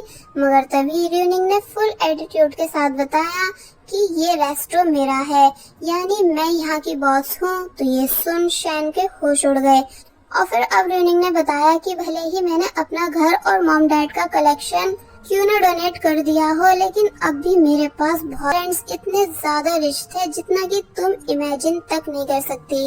यानी अभी भी मेरे पास 2 रिजॉर्ट्स और कई सारे एक्सपेंसिव रेस्टोरेंट हैं। बस फर्क इतना है कि मैं इन सभी जगह से आई कमाई को डोनेट कर देती हूँ और खुद सिंपल लाइफ जी रही हूँ विद माय हार्ड वर्क। इसलिए अब अगर तुम्हारी बकवास पूरी हो गई हो तो क्या मैं यहाँ से जाऊँ, क्योंकि मैं तुम्हारी तरह फ्री पर्सन नहीं। एंड हाँ, तुमने सही कहा था कि ये रेस्टोरेंट बेस्ट है, क्योंकि ये मेरा जो है। तो तब ये सभी बातें सुन शैन का उसका जल भुनकर बुरा हाल हो चुका होता है। रोनिंग जब जैसे वापस मेंशन आई के तभी देखती है कि उसका बराबर वाला रूम ओपन है जो कि येलिन का है। एक्चुअली वहाँ मिस रिन थी जो कि अपने बेटे येलिन की फोटो देखते हुए उसे काफी ज्यादा याद कर रही थी। कि तभी ये म्याओ वहाँ आया और अपनी मॉम को लेकर जाने लगा। तो तब जाकर हमें पता चलता है कि मिस रिन येलिन के सदमे में पागल हो चुकी है, यानी अब उनको बिल्कुल भी किसी चीज का होश नहीं बल्कि सी रहती हैं। तो तब रोनिंग उनकी ऐसी हालत देख परेशान हो ही रही थी कि तभी शैन वहाँ आई और बोली कि देखा तुमने क्या हाल कर दिया है मिस रिन का, इसलिए कम से कम अब तो शर्म करो और यहाँ से चली जाओ। तो तब रोनिंग चुपचाप अपने रूम में आ गई और फिर जल्दबाजी में अपनी मेडिसिन ढूंढने लगी, क्योंकि उसकी एक बार फिर तबीयत बिगड़ रही थी। इसलिए जैसे तैसे मेडिसिन खाकर वो वहीं नीचे बैठ के काफी बुरी तरह रोने लग जाती है। थोड़ी बहुत देर के बाद ये म्याओ जब जैसे आया तो तब उसे भी बाहर तक रोनिंग की रोने की आवाजें आ रही थी कि तभी वो अंदर आया एंड कहता है कि अगर तुम सो नहीं रही हो तो लो ये मिल्क पी लो। लेकिन रोनिंग ने कोई रिस्पांस नहीं दिया, इसलिए ये म्याओ कहता है कि मेरी मॉम ठीक है, तुम ज्यादा सोचो मत। और जब जैसी जा ही रहा था मगर तभी रोनिंग ने उसे रोक लिया ये बोलते हुए कि सॉरी ये म्याओ। जिसकी इस बात को सुन ये म्याओ वहीं स्टॉप रह गया, क्योंकि उससे रोनिंग की ऐसी हालत बिल्कुल भी देखी नहीं जा रही, इसलिए उसे चुप कराने लग जाता है। रोनिंग को थोड़ा सुकून मिला ये म्याओ के क्लोज आकर, इसलिए उसने भी तभी ये म्याओ को पकड़ लिया। तो वही ये म्याओ भी अब थोड़ा शांत है, क्योंकि भले ही वो रेनिंग से कितनी ही नफरत क्यों ना कर ले, लेकिन वो उसका फर्स्ट लव है जिसे वो इतनी तकलीफ में बिल्कुल भी देख नहीं सकता। कि तभी दिखाया गया कि शैन भी इन दोनों को छुपकर देख रही थी। और बस फिर इसी सीन के साथ पार्ट 15 यहीं पर एंड हो जाता है। सो ये कहें कि जब ये मियाँ रेनिंग को चुप करा रहा था तो तब शैन ने भी ये सब होते हुए देख लिया था। इसलिए जब जैसे ये मियाँ बाहर आया तो तब वो उसे बात मारने लगी कि तुम इस फैमिली के असली बेटे हो भी क्या नहीं, यानी जिस लड़की की वजह से तुम्हारे भाई येलिन की डेथ हुई और आज तुम्हारी मॉम इतनी ज्यादा बीमार है, तुम उसकी फिक्र कर रहे हो। तो तब ये मियाँ कहता है कि तुम मेरी मॉम की सिर्फ एक असिस्टेंट हो, इसलिए मैं तुम्हें कितनी बार समझाऊं कि मेरा तुम्हारे साथ कोई रिलेशन नहीं, यानी तुम मेरी कुछ भी नहीं लगती, इसलिए समझना भी कि जैसे तुम इस घर की फैमिली मेंबर हो। तो तब शैन ये मियाँ को सारे एहसान जताने लग जाती है कि अभी तक मैंने तुम्हारे लिए कितना कुछ किया है, तुम्हारी मॉम की देखरेख से लेकर तुम्हारी कंपनी की हेल्प कराने तक, और आज तुम ये कह रहे हो कि मैं तुम्हारी कुछ नहीं लगती। ये सब तुम इसलिए कह रहे हो ना क्योंकि रेनिंग वापस आ गई है ना? एंड क्या मैं जान सकती हूँ कि उसमें ऐसा क्या है जो मुझ में नहीं है, जबकि पहले तो तुम मेरी भी फिक्र किया करते थे। तो तब ये मियाँ शैन का फेस पकड़ कहता है कि पहले तुम मुझे मासूम लगती थी, जान चुका हूँ कि तुम कितनी ज्यादा डिस्कस्टिंग और अगली हो, इसलिए लास्ट टाइम वार्न कर रहा हूँ कि रेनिंग को अकेला छोड़ दो। अगर तुमने उसे पहले की तरह परेशान करने की कोशिश की तो मुझसे बुरा कोई भी नहीं होगा। और फिर तभी वहाँ से चला जाता है, जबकि शैन बस सदमे में खड़ी रह गई। पहले नेक्स्ट डे हम देखते हैं कि रेनिंग एक बार फिर रिकॉर्डिंग ऑन करके अपना वर्क कर रही है, जहाँ आज उसे ये मियाँ की बहुत ही ज्यादा पुरानी पेंटिंग को ठीक करना था। कि तभी अचानक शैन वहाँ आई और रेनिंग से लड़ने लगी, ये कहकर कि मुझे ये मियाँ का पीछा छोड़ने का क्या लोगी, क्योंकि मैंने देखा कि कल रात तुमने कैसे अपनी बीमारी ये मियाँ को दिखाकर उसकी सिंपैथी हासिल करने की कोशिश की। क्या तुम्हें बिल्कुल शर्म नहीं आती? रेनिंग शैन को चुपचाप रूम से जाने का बोलती है, लेकिन वो जाती नहीं और बस यही कहती गई कि मुझे नफरत है तुमसे, जो कि हमेशा रहेगी। साथ ही मुझे तुम्हारी मॉम के जाने का भी कोई दुख नहीं, क्योंकि उन्होंने हमेशा मुझे ऐसे ट्रीट किया जैसे मैं कोई कचरे का ढेर हूँ, यानी जो भी कुछ तुम्हें पसंद नहीं होता था, कपड़े खाना क्या करती थी। तो ये सुन रेनिंग हैरान हुई कि शैन के दिल में मेरे पेरेंट्स की मौत का दुख तो दूर, ये तो उनकी रिस्पेक्ट तक नहीं करती। और फिर अब यहाँ शैन ने सबसे बड़ा राज बताया कि तुम्हारी मॉम की डेथ कोई एक्सीडेंट नहीं बल्कि उन्हें धक्का दिया गया था, जो कि और किसी ने नहीं बल्कि ये मियाँ की मदर ने दिया था। तो ये सुन रेनिंग के होश उड़ गए और अब यहाँ से स्टोरी पास्ट में आई कि जब मिस रिन शैन के साथ होटल रूम में थी, तभी अचानक अपने हस्बैंड की आवाजें सुनती है, जो कि मिस मिंग से कह रहे हैं मैं आ जाओ क्योंकि मैं तुम्हें आज भी बुला नहीं पाया हूँ। बट मिस मिंग साफ मना कर रही थी, ये बताकर कि नहीं अब ऐसा होना पॉसिबल नहीं, मैं तुम्हें कितनी बार समझाऊं, क्योंकि अब मेरी भी खुद की एक फैमिली है, इसलिए तुमसे भीख मांग रही हूँ, प्लीज मुझे परेशान करना बंद कर दो। तो तब इन सभी बातों को ऊपर से मिस रिन ने भी सुन लिया, इसलिए उन्हें काफी ज्यादा गुस्सा आने लगा। मिस्टर ये मान नहीं रहे थे, तो तब मिस मिंग बोली कि जब 20 साल पहले मैं तुम्हें लाइक किया करती थी तो तब तो तुमने मुझे छोड़कर किसी और से शादी कर ली अपनी फैमिली के प्रेशर में आकर। मेरी सबसे बड़ी भूल है कि मैं रिन का लाइफ पार्टनर बना, जिसको मैं पूरे 20 साल से अभी तक बर्दाश्त करता आ रहा हूँ, यानी मेरी लाइफ में खुशियाँ नहीं, जिन्हें सिर्फ अब तुम ही वापस ला सकती हो। तो तब ये सुन मिस रिन का गुस्सा और भी ज्यादा बढ़ने लगा, क्योंकि वो अभी तक कितनी कोशिश कर रही थी मिस्टर ये को सिर्फ अपना बनाने की, लेकिन मिस्टर ये के दिल में तो सिर्फ मिस मिंग है। इसलिए जब मिस मिंग बैल्कनी में खड़े होकर रेनिंग को आवाजें लगा रही थी, जब वो उनसे नाराज होकर चली गई थी, तो तब मिस रिन ने दे दिया था, जिस वजह से उनकी हैंड टू हैंड डेथ हो गई थी। एंड अब क्योंकि किसी को भी इस बारे में पता नहीं चले, इसलिए सभी सीसीटीवी फुटेज एंड सबूतों को मिटा दिया गया था। और ये पूरा नजारा पीछे से शैन ने भी देखा था। इसका मतलब तभी तो शैन अचानक से रिच हुई है, क्योंकि वो इस एक्सीडेंट के बाद से मिस रिन को बहुत ही ज्यादा ब्लैकमेल करती आई है, और फिर बस देखते ही देखते अमीर बन गई। रेनिंग को ये सभी बातें सुनकर सदमा लग चुका था, तो ही शैन ने इसलिए रेनिंग को ये सच्चाई बताई ताकि कर सके कि ये मियाँ उस माँ का बेटा है जिसने रेनिंग की मदर को मारा। रेनिंग कहती है कि तुम आखिर इतने सालों तक गलत का साथ कैसे दे सकती हो? तो तब शैन ने बताया इसलिए क्योंकि मुझे बस तुम्हें तड़पते हुए देखना है, क्योंकि देखो ना कितने दुख की बात है कि अब सच्चाई जानने के बाद भी तुम कुछ नहीं कर सकोगी, क्योंकि तुम्हारे पास कोई प्रूफ नहीं अपनी मॉम को इंसाफ दिलाने का, कि तभी रोइनिंग ने शैन को वॉइस रिकॉर्डिंग डिवाइस दिखाया, ये बताकर कि भले ही मेरे पास पहले कोई प्रूफ नहीं था लेकिन अब है डेल को जेल पहुंचाने के लिए। शैन शॉक रह गई कि ये क्या हो गया, इसलिए तभी रोइनिंग से उस रिकॉर्डिंग डिवाइस को लेने भागने लगी, जिस वजह से पहले तो यहाँ इन दोनों के बीच बहुत ही ज्यादा लड़ाई हुई। मगर तभी मौका देख शैन ने रोइनिंग को बैल्कनी से धक्का दे दिया, मगर तभी ये म्याओ वहाँ आकर रोइनिंग को बचा लेता है, यानी बिल्कुल भी रोइनिंग का हाथ छोड़ता नहीं।